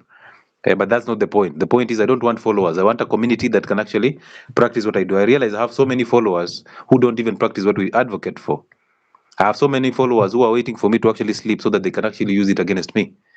I have a lot of you coming in to pretend that you like me so much, only to realize that the real thing is you're coming in to dig information, which is okay. I don't blame you. You're doing you, and that's fine. I have a lot of people who are just always with the camera, hoping that one day they'll catch me doing something wrong so they can actually use it against me, which is again a good thing because you're helping me keep check. So I know most of you don't like what I they don't like me as a person, which you don't even have to like me as a person. You are just here because whatever I'm teaching actually solves a human problem. And I tell this every single time that the reason why I am appealing to most people is because everything I'm teaching actually makes sense to most people. But either way, I know you can actually turn against me, even those who are in my programs and those who are actually in my support groups. These are people who can actually flip and they become beasts overnight, which is okay because identity is not something that you fix overnight. It's something that you need to go through slowly and carefully. And I understand that I didn't get here because I woke up overnight. It's work. I've put in some work and much work, and I still do it every single day in the present. So I don't look at the past. I also don't anticipate anything in the future. And possibly that's why I live the life that I live. If I consume a lot of nuts, can they increase my weight considering I work out daily, eating nuts a lot? Danny Cliff or so. There's no way you're going to eat too much and then think you're going to work out all that thing. You cannot outdo about kitchen with exercise. One, that does not make sense. Number two, when you eat a lot of nuts, you're basically just loading your system with carbohydrates because nuts are high in carbs. That's why we do a handful before a meal. So now start eating real foods. Stop eating nuts and then go and exercise. You know you're using exercise to actually clean up your mess. It cannot work that way. So I want you to know this as we close up this, that mental health is not just in your head. It's about the habits, daily habits. If you fix your daily life, you're basically fixing your mental health. So if you fix people you relate with, you fix your environment, pollution and all that, you fix what you eat, you fix your thoughts. And the only way to fix thoughts is to actually start every day with a blank script. So drop all those thoughts. Thank you so much, Kate. You start doing things that are supposed to be human, be a human being. The only difference is with other human beings is overcome anger. So be a human being. Go out. Be outside more than you're inside. Enjoy the sun. Sleep well. Have good sleep. 5 hours at least is enough.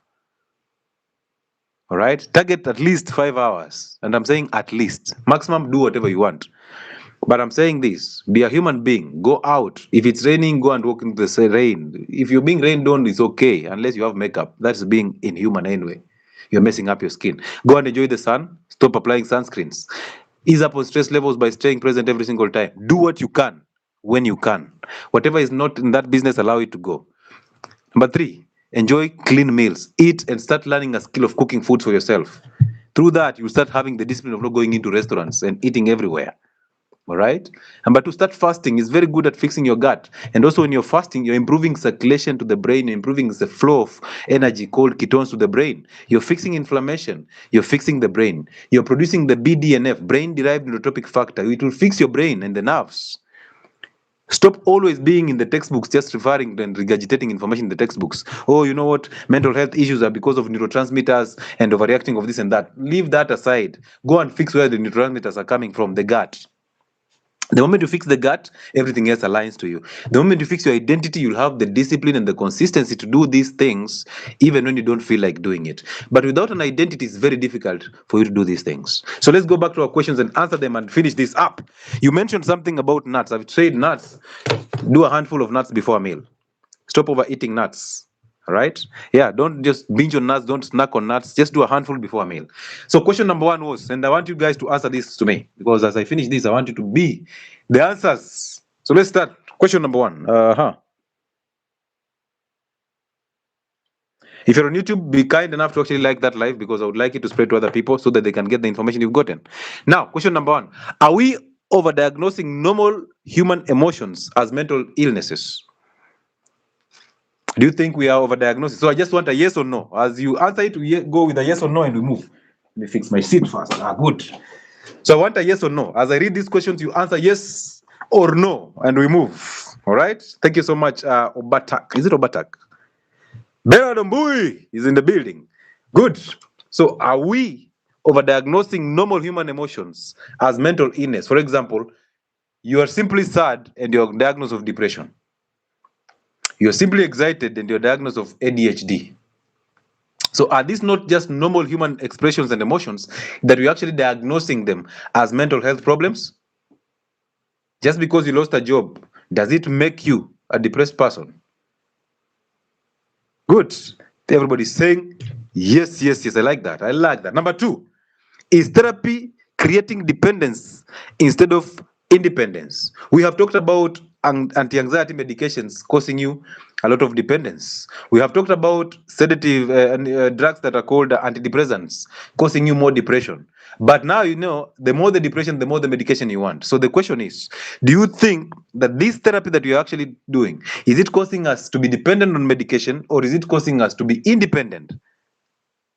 Is it dependency or independency? So answer by dependency or independent. I'll wait to see that. Do you think the therapy for mental health issues, how you live, how you feel, how you think, how you relate to people, how you eat, do you think we need medication for that? Are they actually getting us to be independent people, or are they making us to be dependent on therapy? Do you think going into psychiatrists' offices every now and then is actually creating a victim mindset, or is actually liberating you to freedom? That's actually question number three. These visits that we are having every single time and medication that we are taking are they liberating you, or are they actually just creating you to be a victim? That, you know what, because I'm depressed, I deserve this. Because I'm depressed, I deserve this. Because I overthink things, I want this. Because I want this type of person because I overthink. I am an overthinker. I am this. Victim mindset. Question number four.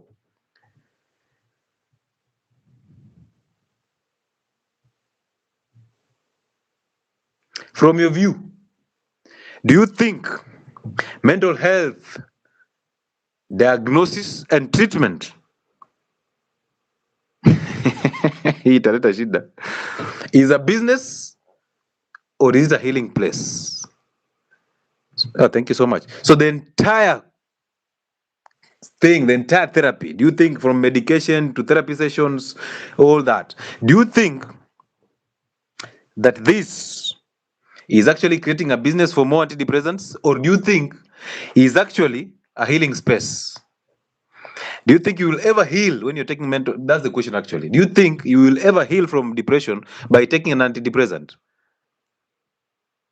If that is the case, why is it that people take all this medication and nobody tells you when they will end?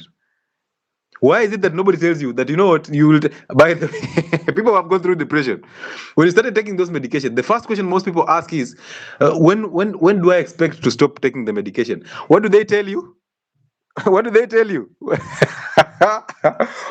The moment you start taking medication for diabetes, hypertension, chronic conditions, and these mental health issues, there is nobody who tells you, you know what, these medications are going to actually heal you, and after 2 months, you're going to drop the medication. If any case they tell you, if you stop taking this medication, you will now go back, you will actually get worse, because one, there's withdrawal symptoms. You withdraw from the medication, and because the body is used to those medication, you start suffering from withdrawal symptoms, tremors, falling, issues with slurred speech, mental sluggishness, and all these things. So do you think there's any antidepressant that is actually guaranteed that will actually treat you? I understand they do help, yes, in the initial phases, but do you think they're actually solving the problem? Are we actually just paying bills and supporting the big pharma, or are we going to get help from it? If we are going to get help from it, if you have malaria, you have a 3-day treatment. If you have a bacterial infection, you have 5-day to 14-day treatment, depending on the condition. So therefore, the question is, why is it that there's no duration to treatment of mental health issues? And if you've ever gone through this process, has your doctor ever talked to you about what you eat? Has your psychiatrist or psychologist talked to you about your relationships in terms of how to fix yourself, in terms of identities? Have you ever been told to drop the things that you've been eating, or are you taking the medication and still eating the same foods that you ate before the diagnosis? That statement of, you know what, you will receive withdrawal symptoms, or you know what, you will get worse if you drop the medication, is actually the way they sell you the fear so that you keep on becoming depressed. Because more medication for depression can cause more depression. They can even cause you thoughts of killing yourself, and you can kill yourself actually. Let's continue.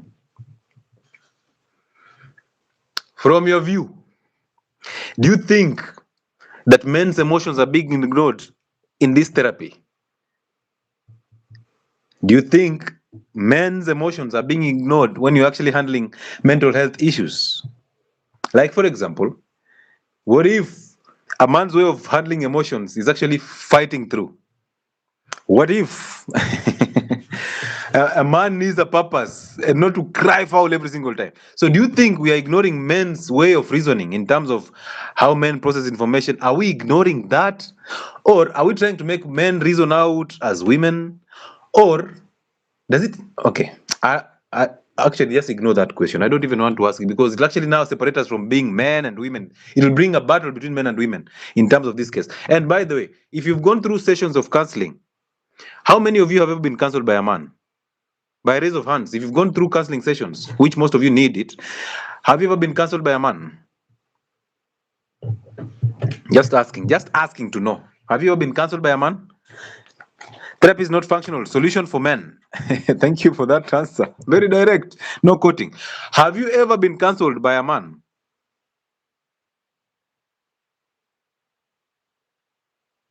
I'm yet to receive a client who has been counseled by a man.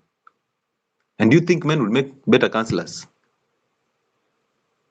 Do you think men can make better counselors? Because possibly they will tell you what the case is. And remember, there's a difference between men and males. Males will exploit you financially because they will just buy your time. They will simply sell you the comfort so that you pay them more money. My son has speech and comprehension delay. He is autistic. What is the best way to reverse it? I've put out videos about autism and all that. Just go and check it on YouTube. And number 2, seek therapy from speech therapists. Seek it from, there are a lot of specialists that can actually handle your child and he'll get better. But most importantly, you have to fix you before fixing your child. So go and look at the videos I put out about, there's a whole live we did about autism. There's a whole video about autism. So go and check it out and you'll learn so much things about that. Now, let's move on. Do you think that trauma is being used or is being overused to explain everything? Yes or yes or no? I don't want more. In your view, do you think that trauma is being overused to explain everything? My marriage is not working because I was traumatized as a child. I have issues with the depression because of the trauma that I experienced, the rape that I experienced in the past. I am going through this because of that. I am always doing these things not because I want to do them. It's because I was traumatized as a child.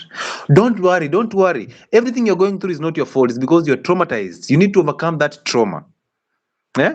You need to... So nowadays, everything is trauma, right? So when you say yes, you basically mean everything nowadays is trauma is being used to actually do that. Trauma is used as a bargaining chip to avoid accountability. There we go. So all of us have been traumatized. You see, when you popped out of your mother's womb, trauma started. And you see, trauma is not you seeing your father being shot between his eyes. Trauma is not even that rape. Trauma is actually what you were taught, the script that was put in your head when you popped out of your mother's womb. Remember, you came out as a blank script. This way. This is how you came out of that mother's womb.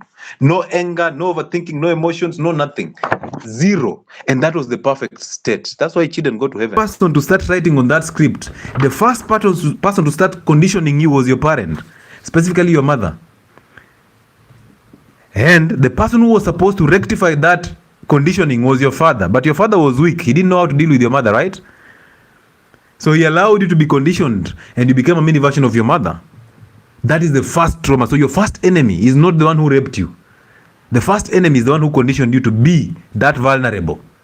The second enemy is the one who allowed you to be raped. The one who actually released you to the world, your father. In his weaknesses, he didn't know how to raise you. He allowed you to be in the eyes of the wolves. He didn't know how to protect you physically, financially, and emotionally. He allowed you to actually go through hell. You see that? So the first conditioning, the first enemy of a child is their mother. The second enemy is their weak father or their absent father. And now, that is the child's view of the society. Now, everything else starts from there. So all the things that you know in your head were put there by somebody or by some system. So therefore, when you overcome your thought, you realize there is nothing. You don't even exist. There's no you. Because you, that word you or I, me, that is a conditioning in your head. That is what they told you who you are. Who you are is you without any thought. That means there is no I. There is no me. There is no you. There's just existence. So therefore, every single thought that you're submitting to, whether it's of thought of the past or thoughts of the future, they are not you. The only problem is you have been made to believe that your thoughts are who you are. And now you've become your thoughts. When you think you're depressed, you become depressed. When you think you're excited, you become anxious.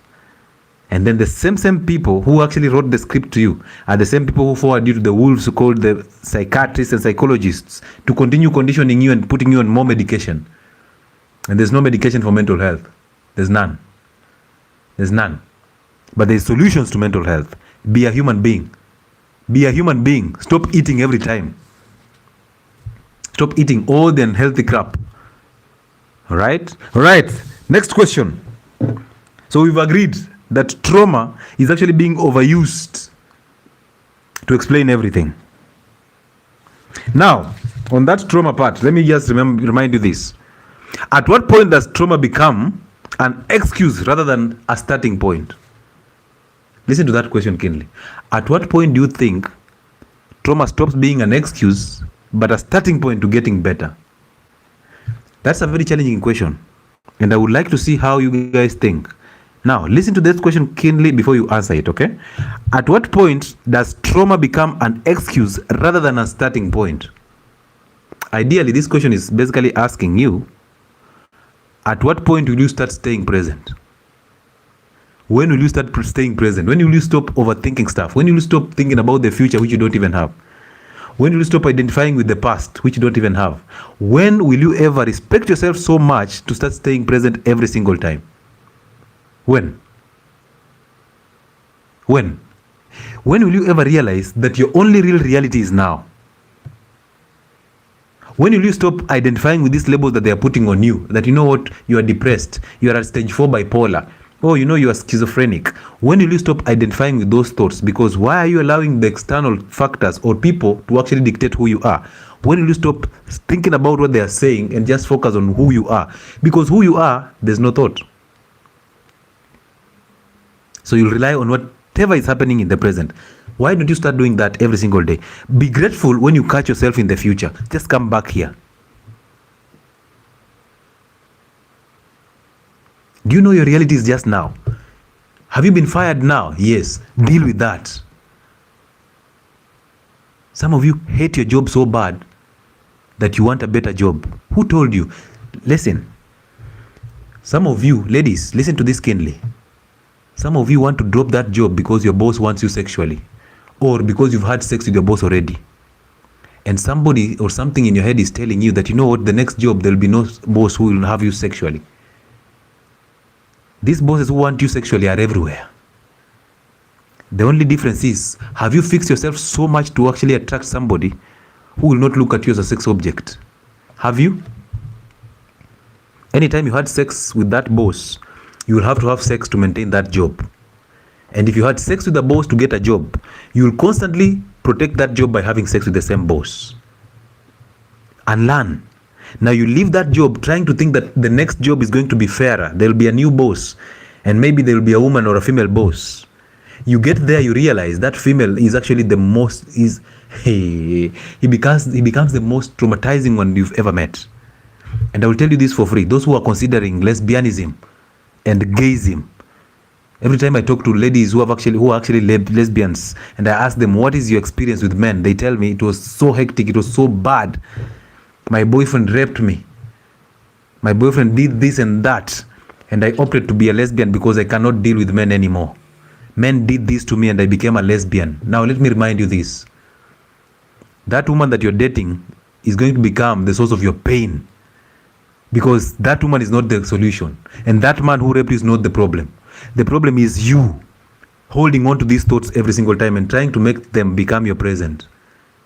And you're running away from it, hoping that running away from it will attract you better things.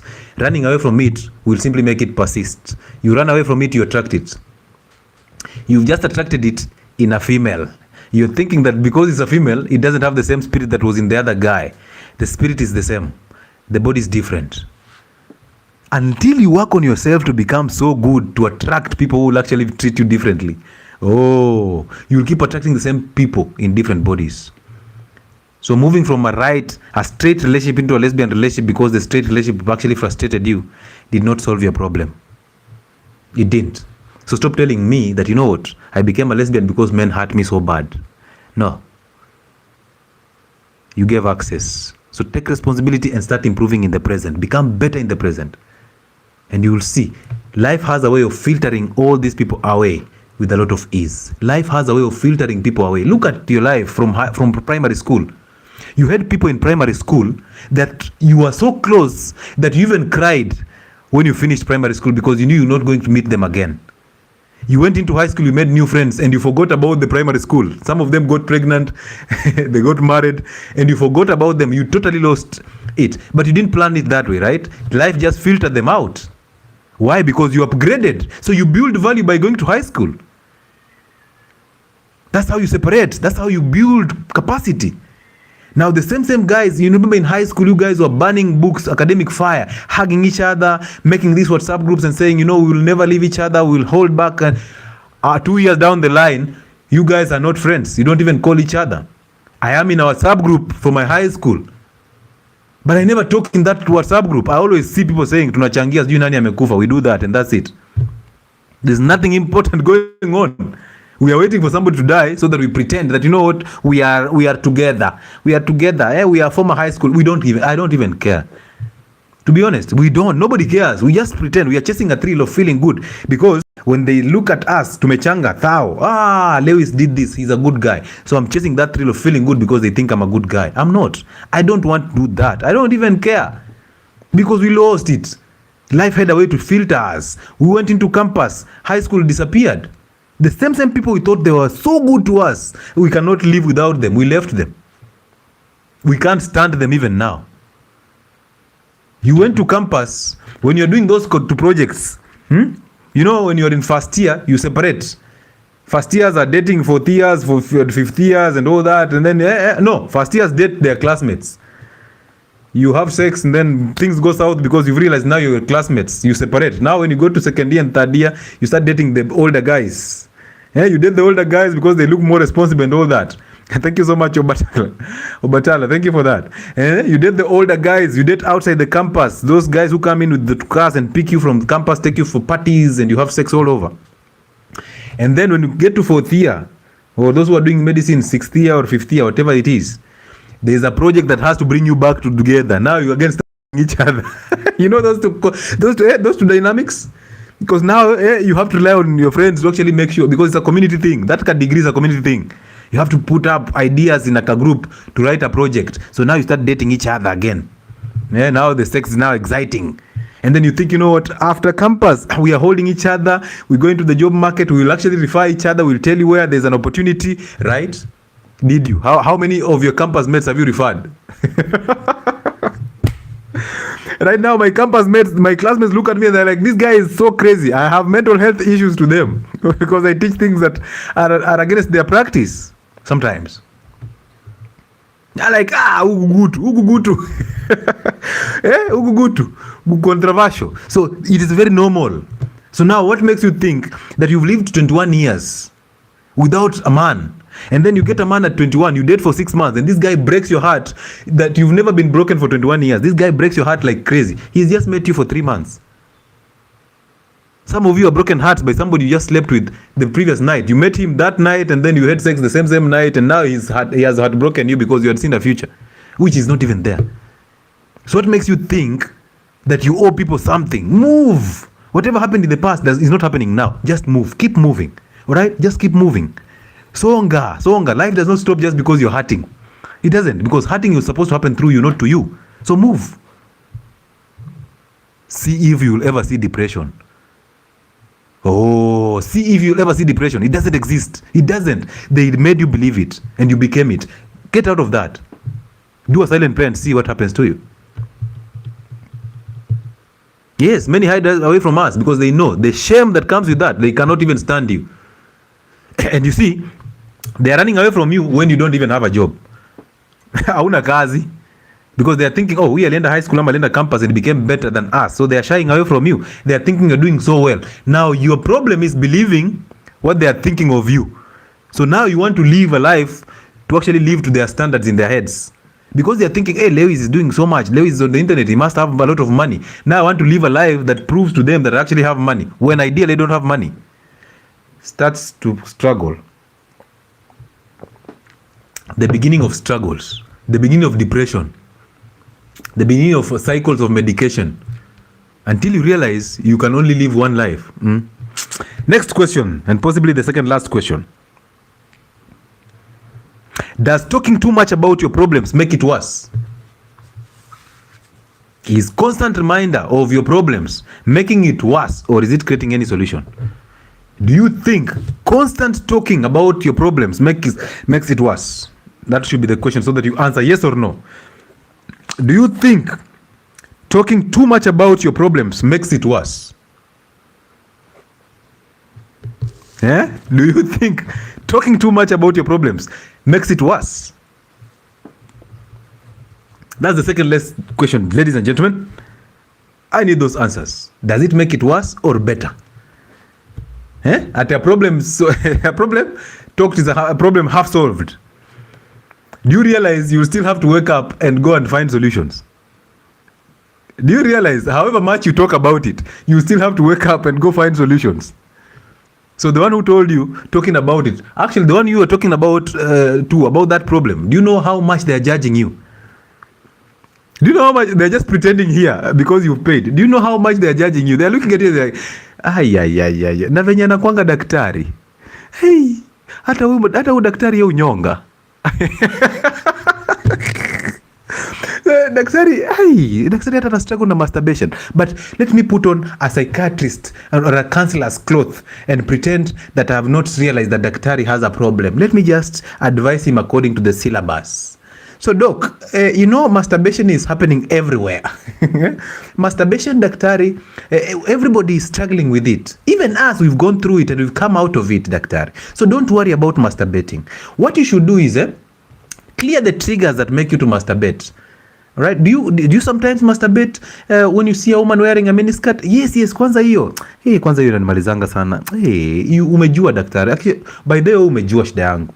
So do you go to Instagram sometimes and see ladies who are popping their boobs and you're like, do you judge yourself when you're masturbating and then afterwards you feel so bad about it? Oh, this doctor knows me. Ananijua. So in that consultation room, I'm thinking of actually ejaculating on her. Because I'm thinking, she's putting on a mini dress. I just want to. And now she's here trying to pretend. So she is who I am. I'm talking about masturbation. I want to masturbate with her in that office. There and that moment. And there she's putting on that psychiatrist cloth. That mask to just act like a psychiatrist. And in her head, she's thinking, okay, can we just masturbate together? Because I also masturbate.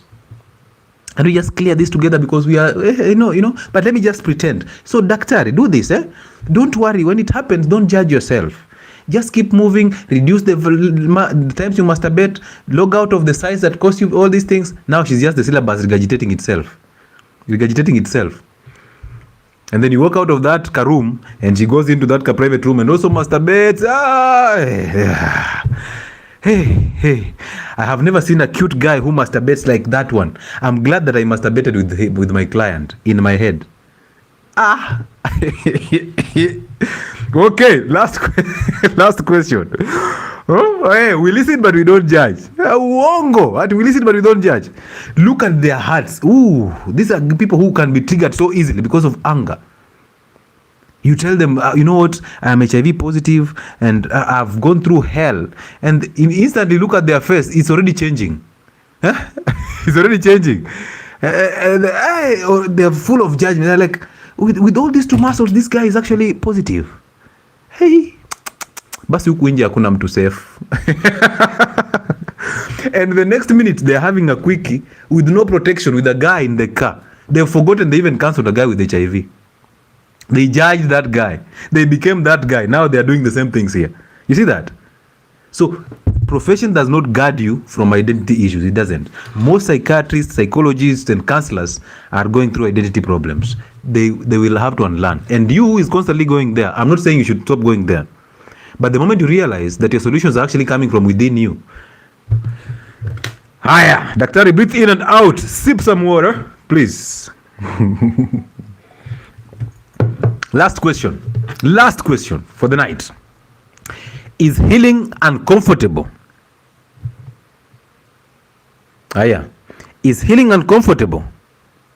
If yes, do you think that therapy is actually selling you comfort? In this case, is healing uncomfortable? If it's uncomfortable, do you think then therapy is actually selling you comfort? And if therapy is selling you comfort, is it providing solutions? Those are 3 questions in one. Number 1, is healing uncomfortable? The process of healing, do you think it's uncomfortable?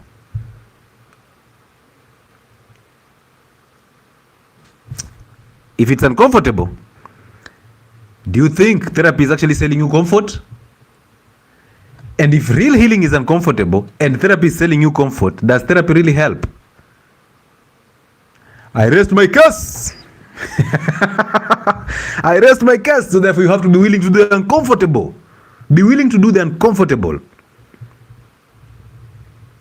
Be willing to do the uncomfortable. Please be willing to wake up and go and work even when it's tough. Be willing to go out even when it's raining to just go do a morning run. Be willing to wake up early when you really want to sleep and dream like other people. Be willing to go through the most uncomfortable things. Be willing to knock that door to tell them, you know what, I don't have those papers, but I'm here. Oh, be willing to risk in the present. So ladies and gentlemen, I have multiple platforms on the internet. One is Health and Wellness Sport. I'm having a live on Health and Wellness Sport right now on Facebook. Not on Facebook. Facebook is Lewis Muchile. On TikTok, Health and Wellness Sport. And on YouTube, Health and Wellness Sport. If you so please, you can go there, follow us on TikTok or subscribe on YouTube channel. You can't miss this type of information. Number 2, I have another platform that we roll live on Fridays. So Health and Wellness Sport lives are always on Monday. Identity Fridays are happening on Uncle Chile platform. So the second platform on YouTube is Uncle Chile. Go there and subscribe, and that is where we fix all these problems. And of course, we talk about relationships, we talk about fixing identities, dropping anger, life in general, so that we actually have a basis of building back or building up. All right, so Identity Friday is a show you cannot miss. We'll have it on Friday at 8:30 p.m. Kenyan time if God gives us the grace. Uncle Chile is the platform on both TikTok and YouTube. Subscribe on both. Number 3, I have a healthy platform on TikTok, on Telegram called Health and Wellness Sport. So go there and join that healthy generation and do whatever needs to be done there. Facebook is Lewis Muchile. Instagram the same. So is X. But I'm mostly active on TikTok, on YouTube, and on Facebook. All right. So do the necessary.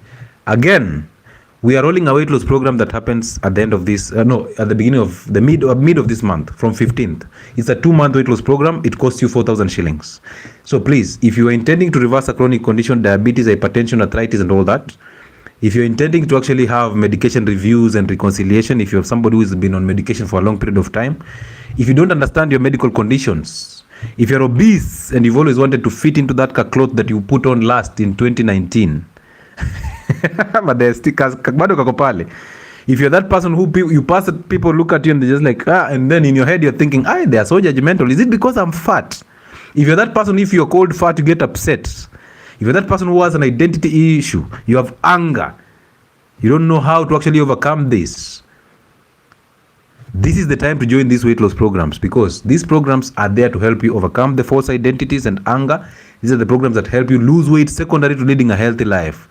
If you're somebody who is already considering to take an Ozempic shot, it's your time to try it for the very last time before that shot. Don't waste money. So get there, learn something, reverse chronic conditions, drop the medication through professional advice. All right. So use the office contact, which is 0707 07 47 22. 0707 07 47 22. That number is always pinned on my videos on YouTube and even on TikTok. 0707 07 47 22. Kekeli has pinned it there. That is my office contact. You can use it for consultations. You can use it to ask questions, but use WhatsApp. Simply text on WhatsApp what you need, your name, and you will be responded to. Usianze tena, hi, sasa, membo niaje, mini, go there, say your name, and say what you need. You'll be booked in for that. If it's a weight loss program, if it's a physical consultation or an online consultation. Also remember, the same number is used to book the consultations. We run physical consultations in Nairobi, and we'll communicate the dates.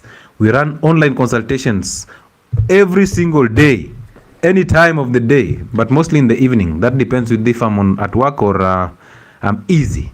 So, of course, my office will actually book you in and communicate the times and the schedules of the bookings. So I can't thank you enough for taking your time to be here all this time listening to me as I preach this. I hope that I've been clear enough.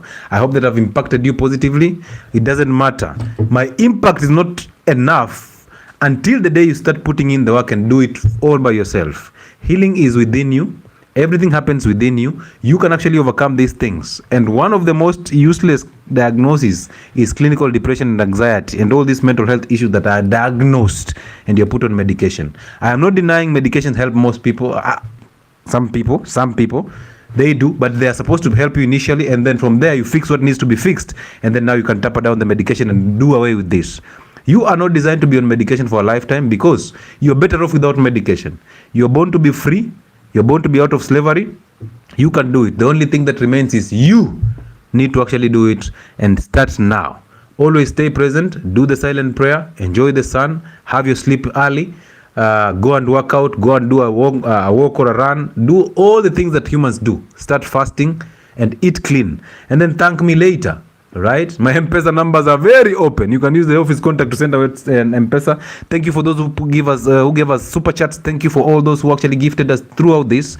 Those who liked it, those who shared it. May God protect you and have a good night. And we'll see you some other time. Amazing. Amazing.